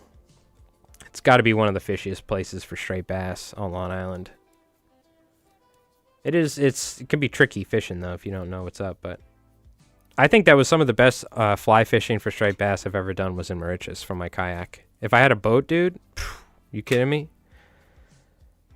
Now, mind you, this was like 10 years ago or something, so I'm sure the striped bass fishing was just better in general, but there's like some serious structure out there, which we're lacking in where I live. Sparse for clear water and bulky for tannic. Oh, okay, interesting. Now, I'm curious how a fly like this would fish in the surf, because I'm always looking for flies that swim upside down in the surf, right? And like, if you can fish this fly, you can get it out in the breakers or get it in a trough, and you can get that side-to-side motion. I mean, now we're getting, now we're getting we're getting somewhere, so.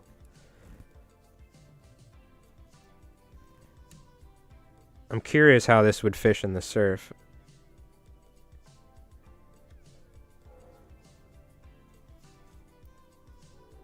I have to trim some of that. Way too long on that crystal flash. Okay, let's hit this with a little head cement.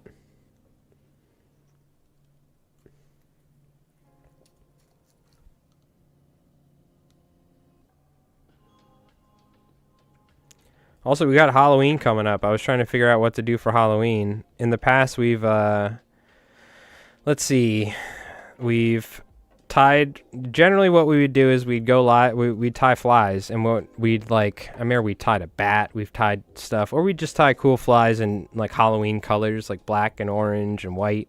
So we tie like hollow flies in those colors, which is cool. We've carved a pumpkin, we've carved a striped bass pumpkin before on stream, that was interesting. And of course the Halloween skits that we've done in the music, like playing guitar and all this stuff. But I was trying to think, well, what do we do? I don't know. Maybe we'll either do fly tying. I actually have an entire... I don't know how many of you would actually want to do this, so that's the thing. Maybe we'll do this in the future. But I have an entire... I'm very big into like Dungeons and Dragons type stuff. I've DM'd in the past where I've ran games for people and my friends. We could do like a horror like homebrew rule one shot with Plum Island and the Montauk Monster, and you have to try and escape, and essentially chat is the person trying to escape, and I pick one person at a time and you guys go with the character, and it's mostly like story and stuff, but we'll roll some dice. I was thinking it's like an interactive story where you guys play the main character and I'm the DM essentially, and it's like a homebrew rule, so you don't need to know too much stuff. It's just like, tell me what you want to do, and we'll go from one person to the next. We'll like pick somebody in chat. I don't know. That's something I've been wanting to do for, and it's fly fishing related. You're going to be fly fishing in Montauk and your boat crashes by Plum Island. You know what I mean? But that's at least that's the idea. I don't know if we'll do that though. We'll see. Maybe we'll do that in the future one day or something, but that was something that I was like, that could be fun. But I don't know how much, how many folks from YouTube and stuff would, from the fly fishing world, really want to see that, so. Because we've done various things in the past. We've done, like, things for Halloween that were more than just, like, sitting down tying flies for the day or something. Maybe we'll do that one in the future, because that requires a lot of preparation on my end to run something like that, essentially. But I think that could be fun. I'd probably need to figure out a way to be able to pick people from chat and stuff, but we should probably actually cut this size down a little bit now. And I'll just re-taper it That's the nice thing about synthetic material like this. You can just like kind of trim it and then retaper it by hand. You're not really hurting anything, right? Let's go ahead and add a tiny bit of blue in here. It's all about the retrieve. You got to strip hard, pause, strip hard again.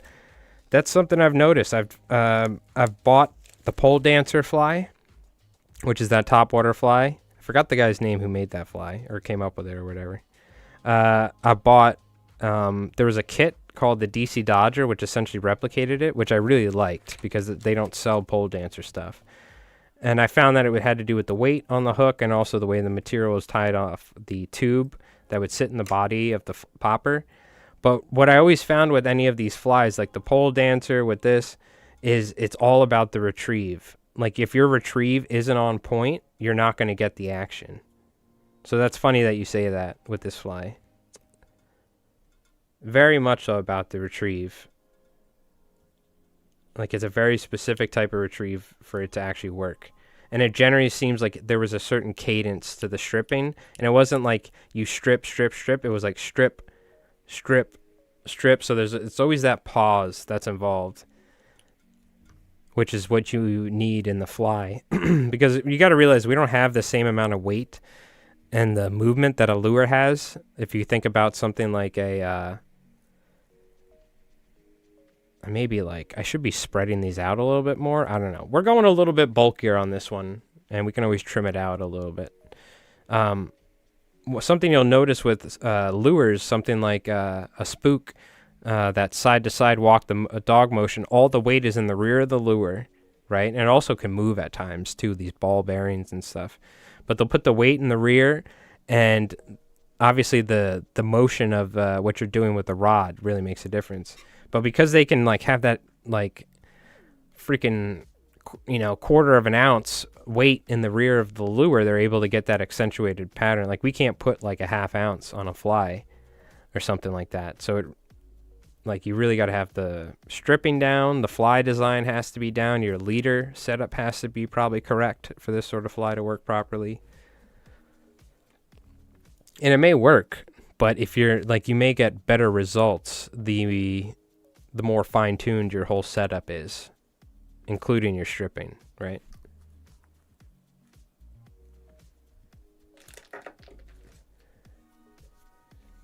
Hey, Henry, thank you so much for stopping by the way, and chatting and watching. Appreciate it. Thank you again. Rainy sells heads, guys. Okay, very cool. Sounds good. And love what you're doing. If you go this past season. Oh, Charlie Bashart. Okay, yep. Sounds good. All right, well, thank you. Thank you again, Henry. Thanks for tuning in. Appreciate it. Thanks for stopping by and tuning in and sending some flies. Let's see. Let's get some more of this here. Yeah, Charlie Bashart is I might be pronouncing his last name wrong, but Bashart or something like that. That's who it was. I remember when that fly came out and I saw that video of those fish blowing up in California on the Delta or whatever. It was so cool. Masters of the Fly, you tie this from start to finish? I'm going to have to watch that then. And if you guys haven't, check out Masters of the Fly. Dave Blinken and I forget the other guy's last name. I think his name is like Steven something. Mark's friends with them. They have a great program where they have great fly tires on. So Henry was on there. I'll have to watch that episode because I haven't seen all of the stuff they put out. But very cool. Check it out. So if you guys are interested, then you want to see it tied by Henry, you could check out Masters of the Fly, and he has it up there. I'll probably watch that after I get done with the stream tonight because I'm just curious exactly how you tie this. So we'll go with some blues here, then we can go with some grays, and then maybe we can finish it off with some black, something like that. Put a little crystal flash in here. Start cutting down the length of this stuff.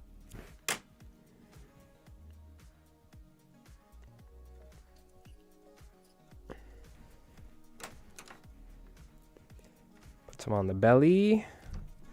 Yeah, great thing about being sparser with your materials, it goes a lot longer too.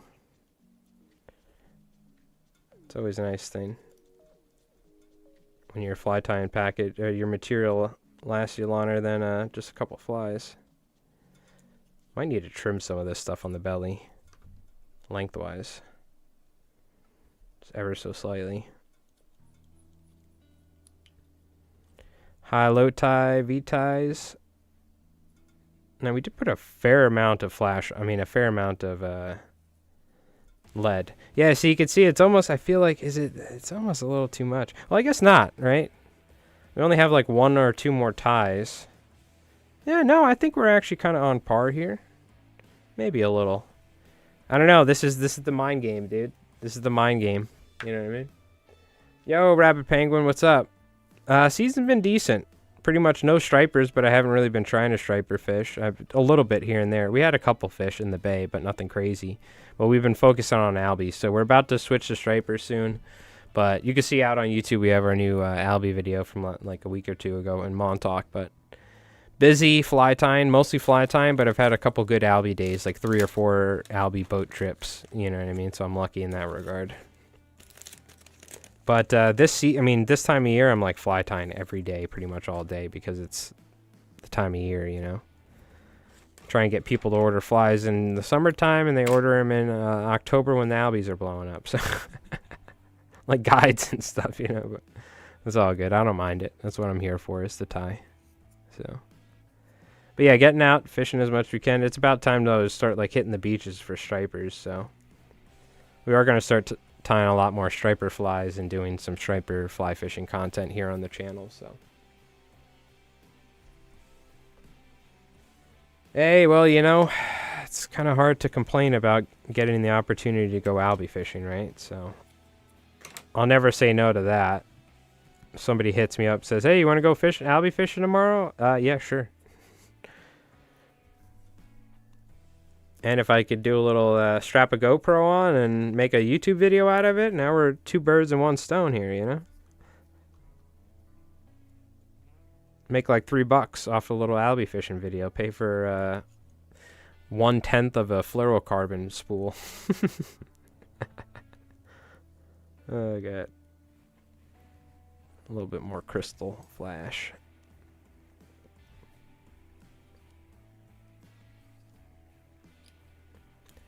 But again, how cool is that, chat? Being able to talk to the creator of a fly.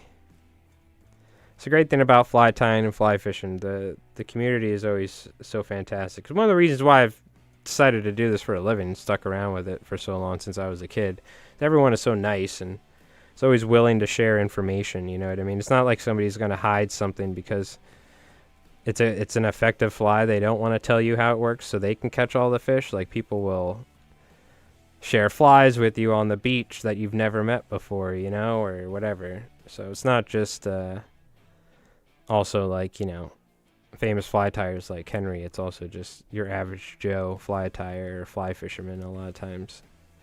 Fly fisher, woman, whoever. Generally pretty friendly and pretty outgoing. So if you ever see a fellow fly guy or girl out there fly fishing on a beach somewhere, you know, don't feel afraid to stop by and be like, hey, how's it going? They biting? And, you know, take a fly out your box and say, hey, you want this? You want to trade a fly? Because generally pretty much everyone's all for it.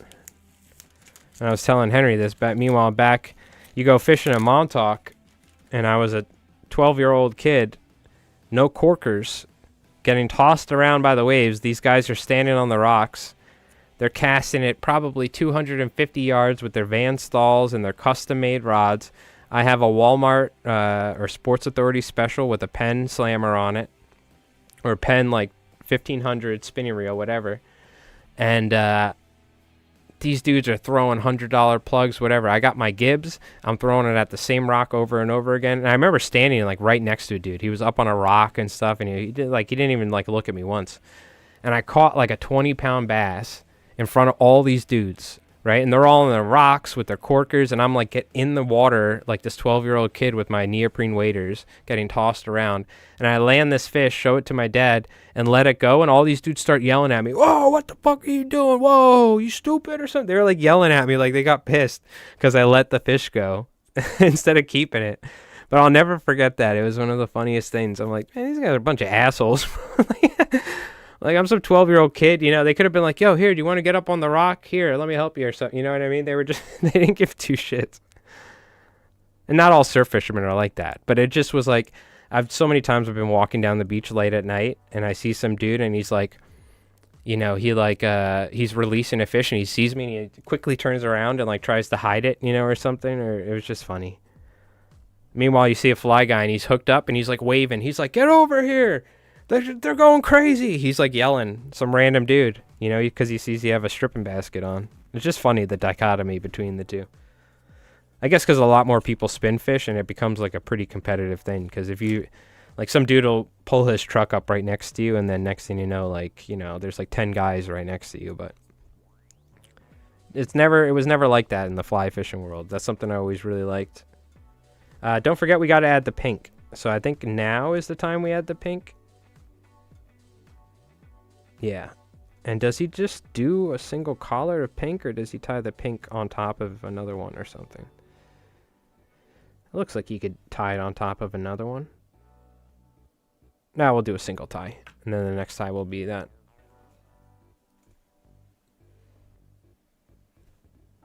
Yeah. Well, shout out to, what was it, Jimmy Stravoli? Was it Jimmy Stravoli, I think he said? Zeke in the community watches our streams. He's a buddy.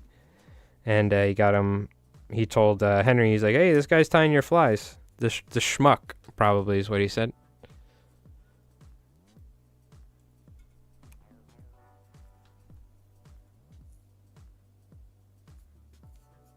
So we're going to V-tie this. We want to keep it somewhat short, though.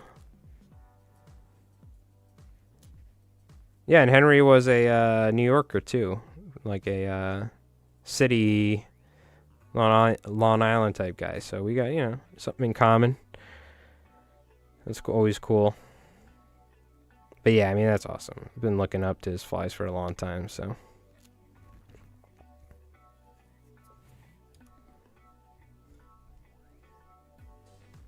Let's go ahead and tie this. I'm going to go pretty heavy with it. The pink throat is key. Now, this is maybe more material than he used, but I don't have the fluoro fiber, so I'm overcompensating. Maybe we'll go a little less.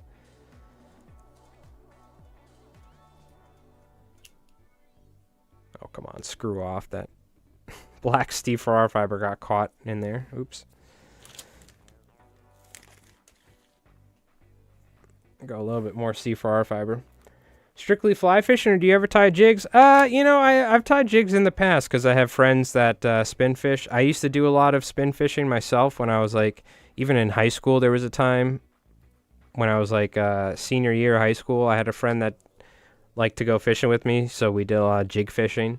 So I would essentially tie like custom jigs, but what I would do is I wouldn't tie like traditional jigs. I would tie like big, imagine like a fly like this, but on like a 1 ounce jig. Right? And that's what I would do. I'd tie essentially like flies on jigs.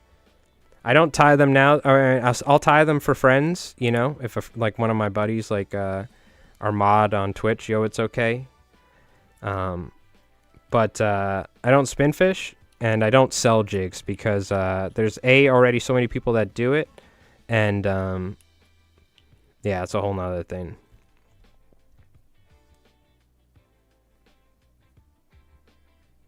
But I do like tying jigs. It's fun. I just don't, I only fly fish. You know what I mean? I just, at some point, it was like, I mean, every once in a while, like I said, I would pick up a spinning rod, especially when I had friends that really liked doing it. I would take them, I would drive them and be like, yo, here you go. Like, let's go surf fishing. But there was at some point, like when I was 19 or 20 or something, I said, I remember I like didn't bring my fly rod, and there was we went to the beach, and there was a giant school of striped, and it never happens. Literally, never happens out here. There was a giant school of striped bass on the beach, like feeding in the surf. And I'm like, I've never seen this in like 15 years of living out here. Like this sort of thing, right? So the one day I didn't bring my fly rod. So after that point, I think I like told myself I'm only fly fishing, because if I'm only fly fishing, I'll never like miss any opportunities like that. Or I won't hook like a 40-pound bass in the back bay on a spinning rod when I could have hooked it on a fly rod. So, because I'm really trying to get big fish on the fly is my goal in life nowadays. So yeah, I don't spin fish as much, but last year I went out. I tie a lot of teasers for shops. Again, though, it's not like tying traditional teasers. It's tying more so like just like a fly on a teaser, like a larger teaser hook, you know? Damn, we're running out of room to work here.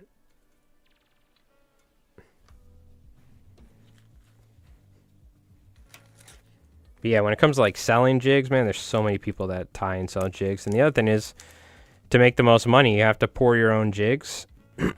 And I'm not pouring lead. I'll tell you that much. I bought everything to do it. I actually was going to get into it. And then I started doing it. I was pouring lead outside. I was like, dude, I can't do this full time. I'm going to die if I got to pour my own jigs.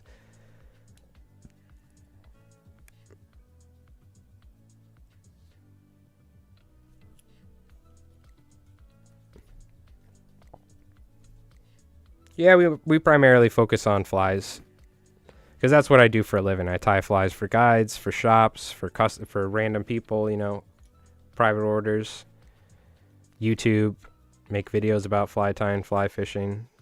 So that's how I make a living. One day we could probably make some videos on tying fancy jigs for striped bass and going fishing with them. That could be fun. Something different. I do like breaking out a surf rod and going and catching like a nice 15-pound bass in the surf. You know what I mean? It is a lot of fun. So this is where using mono would be nice. The mono thread, I'm out though. Mono doesn't build up as much, for instance. It's a little bit easier to work with in this circumstance, what we're doing right here. It's a little slick up there with that bend, so it's kind of hard to work with, but we're good. I started tying my own small marabou jigs for smallmouth and big chicken jigs for ledge fishing. It's very relaxing, very nice. Hell yeah. I like your thumbnail, by the way. For a second, I thought that was Tim from Tim and Eric, like the spaghetti guy or something, because that the bald spot with the hair. Yeah, so something that's cool is you could, for instance, you could take fly patterns like we're tying right now. Now take a jig head and tie this off the back, right? Or on the shank. And you'd be really surprised how something like that works for smallmouth or largemouth. And not many people do it, because not many people incorporate, incorporate like modern fly tying techniques into a traditional jig, right? So that's something that's really important, is if you could step outside the bounds in that regard and start applying like more, I guess you could say like modern or like saltwater fly tying techniques to your jigs. Like you could tie some crazy stuff. You could tie shiners, you could try, frogs, and you can tie all that stuff to where you're fishing a fly essentially on a jig. So you have the versatility of being able to fish easier, cast farther, get the fly down deeper.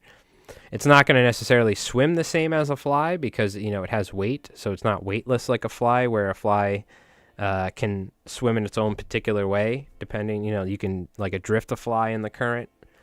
But for the sort of fishing you're doing, that's not necessarily important. Let me brush this out and then let's see. We might trim it a little. Again, this hook's probably not big enough. I think I should have scaled down the size and the material a little, but yeah, hey, well, there's nothing wrong to keep a fly rod on the boat when you're fishing for smallmouth or largemouth. You know what I mean? You can do both. I ended up doing this for a living, tying flies and stuff, so I just love fly fishing. That's what I'd rather do. But it's funny, when it comes to like bass fishing, I almost would kind of prefer most of the time fishing with a, what do you call it? Well, this is something. I screwed up the braid here. Or the body braid. I brushed my wire and my body braid came off. I'm going to have to glue that. That's annoying. I almost would rather fish with a spinning rod or a bait caster for smallmouth and largemouth because that's a lot of fun, that sort of fishing. I always like that bass fishing. I still enjoy doing it from time to time. Yeah, that was dumb. I guess I should have probably super glued the body braid over the wire. You know, I honestly may just cut this crap off. No, this is what we'll do. I have a fix. Not going to be the prettiest fix, but I forgot to super glue. We got so excited Henry came in here. I wanted to get into tying jigs like Fuzzy did for crappies and bass, but hobby got expensive. Yeah, dude, I forgot freaking Fuzzy tied jigs. All I think about with Fuzzy now is him like traveling the world and fishing. You're totally right. That dude used to tie jigs on Twitch. I totally forgot about that, Brew. It's been like that many years that I just like, now I think of him because I follow him on Instagram, obviously. And I see he does a ton of fishing and stuff, so I'm always seeing fishing clips and this and that. All right. Well, this isn't perfect, but I'm just going to just cover the body braid in super glue and call it a day.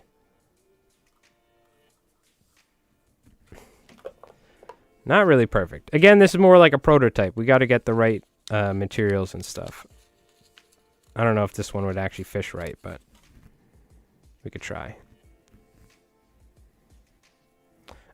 So even now, I feel like I put too much material because I was trying to tie it exactly the same as Henry did, and I think I still put too much material. What did I tell you? What did I tell you? We could trim it a little bit. Now, he did say sparser for, clearer water, a little bit heavier for tanned water, darker water, so the fly pushes water is the whole reason, if you're wondering why you would do that. Clearer water, the fish may be a little bit more skittish and a little bit more particular. When it comes to when the water's all dirty, the reason why okay, of course, that wasn't even in focus the whole time I was playing with this fly in my hands. You want the fly to push water so the fish pick it up on the lateral line. It's one of the most important things. They're predators. That is, a lot of times they don't feed with their eyes. They may just feed with their senses. I mean, they still need to use their eyes, but how they find these things, you know what I mean? Yeah, I got to get the right hook. I got to get the, I'm going to have to toy with it. I probably should have used less material. For sure. That's okay, though. Let me see here. Do I even want to trim it? Probably need to trim it a little just for it to swim properly, because, again, this is a much smaller hook. So I'm just going to taper it. You can't see it, but all I'm doing is I'm running my scissors like this randomly to kind of thin it out without being obvious about it. Be able to remove some materials without have like obvious cuts and stuff that'll ruin the taper. And not the prettiest one. We got to work on this fly for sure. Well, we'll put some eyes on there and I'll fish it. I'll give it a fair chance, see what it swims like. I think less material, larger hook, and we're on to something. We're there. I think this amount of material with the size hook he used would be okay. This is a smaller hook though, and I'm a little worried about it actually turning over properly. So we could try and sparse this out ever so slightly. So not the best tie. I'm not necessarily that happy with this, but that's okay. You don't get it perfect every time. Peacock curl wouldn't hurt. You were absolutely right. I don't have any, Calvin, unfortunately. All the peacock curl I have is all like junk. Not that long, unfortunately. So I would love to put some on. Again, I need to order some. I'm running pretty low on materials in general because I've done a bunch of tying for guides and stuff recently. So I'm like, I generally try to have stockpiles of material and stuff, you know. And I'm starting to get low on key things, so I'm going to have to order from Chris at Saltwater Flies again. All right, let's put some eyes on. Let me just put some super glue on the threads. Once we put some eyes on it, it'll come together. I just definitely can tell, like, I probably should have toned down the amount of material. I think we started good, and then I just kind of went off the rails ever so slightly. And any time where you can reduce the amount of trimming you need to do, all this stuff by just, if you tie like the perfect amount of material, I mean, it's easy to say that, but if you tie the right amount of material, you can reduce the amount of trimming you have to do and a lot less work, right? So it definitely helps to, if you can get the amount of material you're tying on these V-ties, less work in general. And I should have a new bottle E6000. I do, yeah.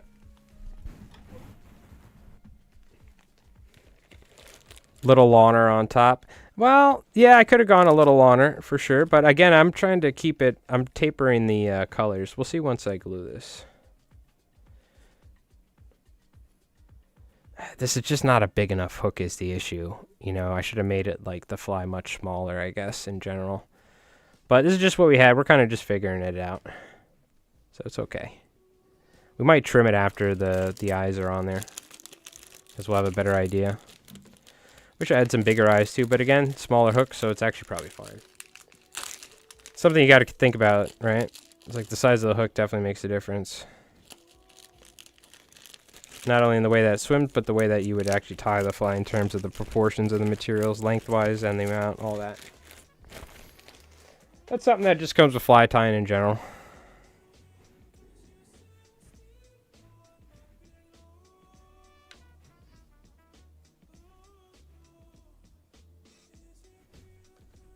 E6000. Put the eyes pretty far back, like so.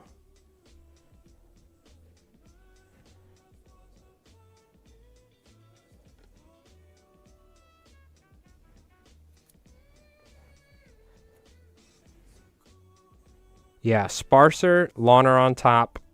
I agree with the longer on top. And just sparser, longer hook, and then we're there. We're good. Like I said, though, I don't want to make a video on this fly until I actually tie it and, like, figure it out properly. You can always go watch him tying it on Master of the Flies, and you should, as always. But, oh, damn it, dude. I must have dropped my slinky fiber on the ground, and... God damn it. Ah, that's annoying. And some of it got kicked out of the... Fuck. I shouldn't have opened a brand new one. That was dumb. It got kicked out of the stupid, what do you call it, zip tie. Damn it. That's annoying. Let me put this in a bag. Hold on. Hold on. That's the problem. Once this stuff gets Wile E. Coyote like this, it's like impossible to wrestle back into the bag.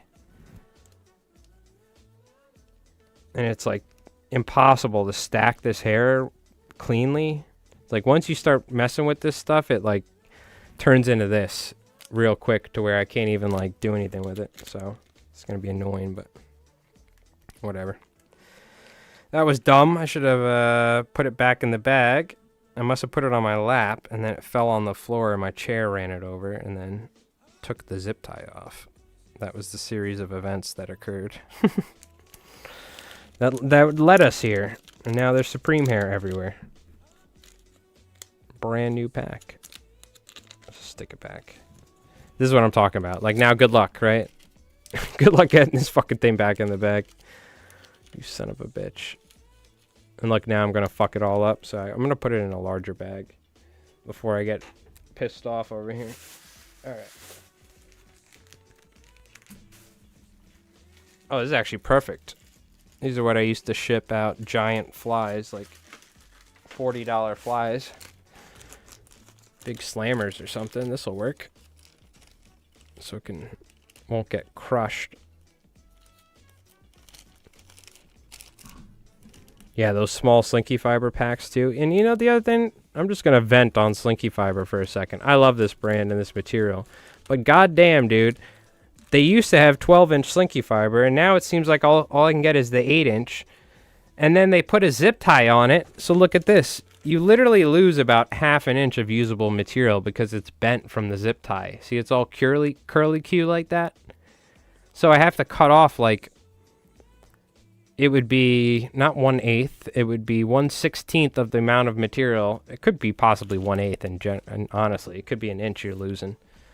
So they used to have these nice 12-inch packs, but I hate the whole zip tie technique for this because, I mean, I guess I get it, but like C4R fiber, they're able to get it. If they could just get it in there, you would get that extra half an inch of material to inch of material that's usable, and it would go a lot longer.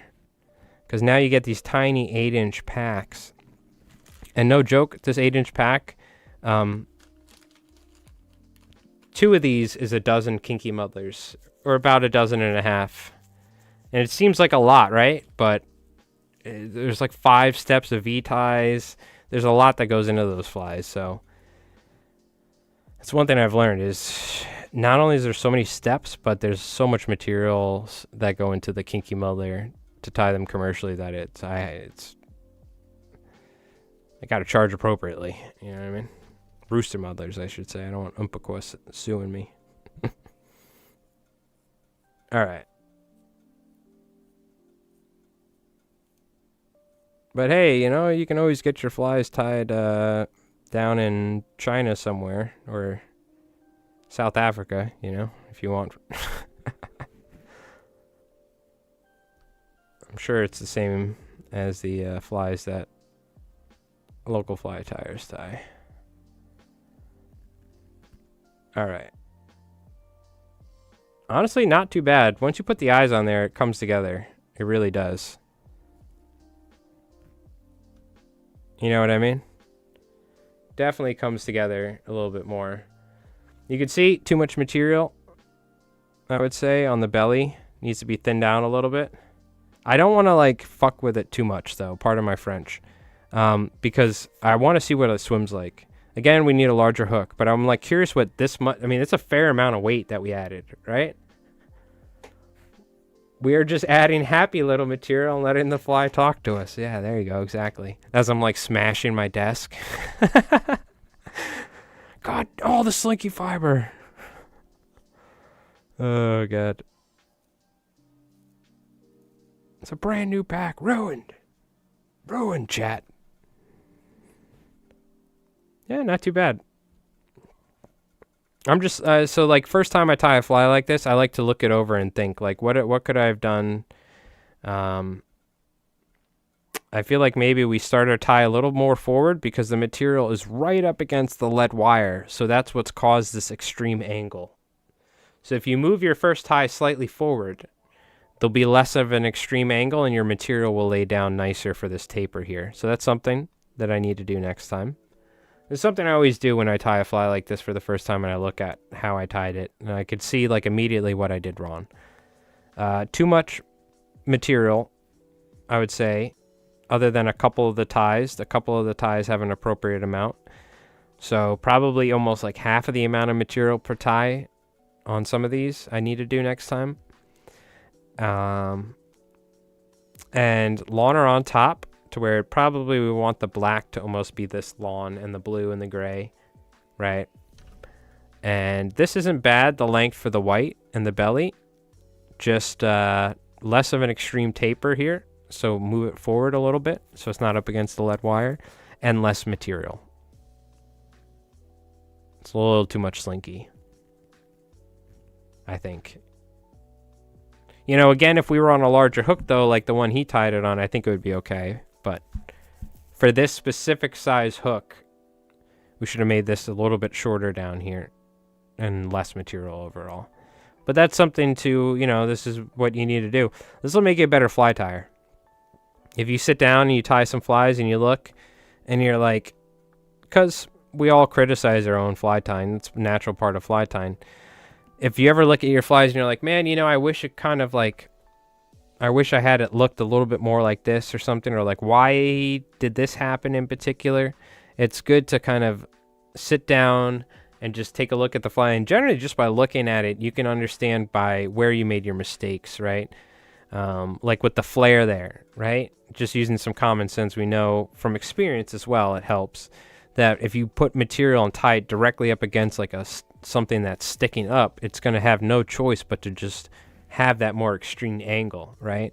So by moving that forward, Not only that, we can also probably scooch this up a little bit, have a little more, less of a thread head, which that's actually not that bad though. I mean, if we look at them, they're pretty close, right? I'd say his fly is a little bit sparser. Very similar. I went a little too much material on top and probably too short. But I mean, very similar amount, right? And even then, you can go like this. You do want more material on top so it actually turns over properly as well, because that'll change it, but you can always thin it out a little bit.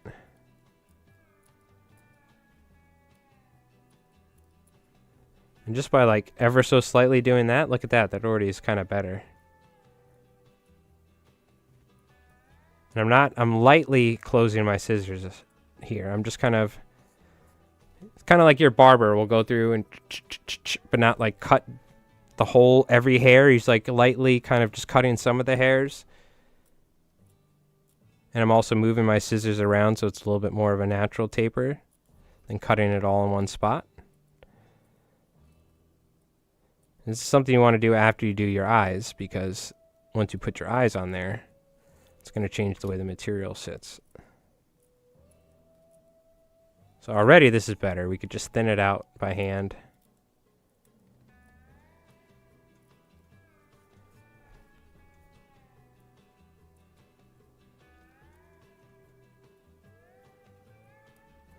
Ever so slightly. Yeah, that's better. That'll swim 10 times better just by thinning it out like that. You'll get more of a natural look, though, if we don't have to trim it like that. If we can just, like the way Henry tied it, if you can tie it in with the amount of material that you want, then you're good to go, right? So, but, you know, similar, definitely could be better. But that's what we're here for next time. Or when we, you know, I'll tie a couple versions of these, try and get it right. I got to find the right hook. And what's going on here? Did we drop stream or something? Twitch is freaking out, but I think we're okay. Are we still on Twitch? We good? I got no drop frames. Just made my browser. Yeah, it looks like my browser. But yeah, I want to get this down pat, and then maybe we'll make a video on it or something. I got to get the right hook. I think the right hook will make a huge difference. Some UV to harden a tail. You could. I don't think you need to. He doesn't have it on here, and I don't think you really need to. The material's somewhat short enough. It should fix itself.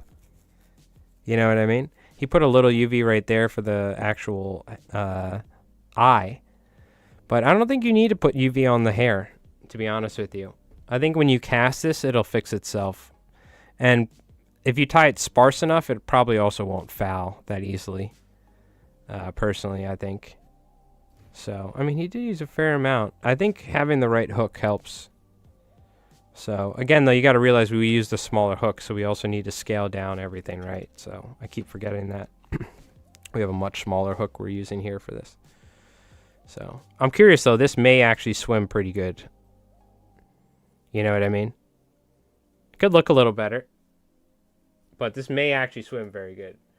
We're good, Beer Chug? Okay, cool. I don't know why, but my Twitch browser is not working or something. So, anyways. Okay, cool.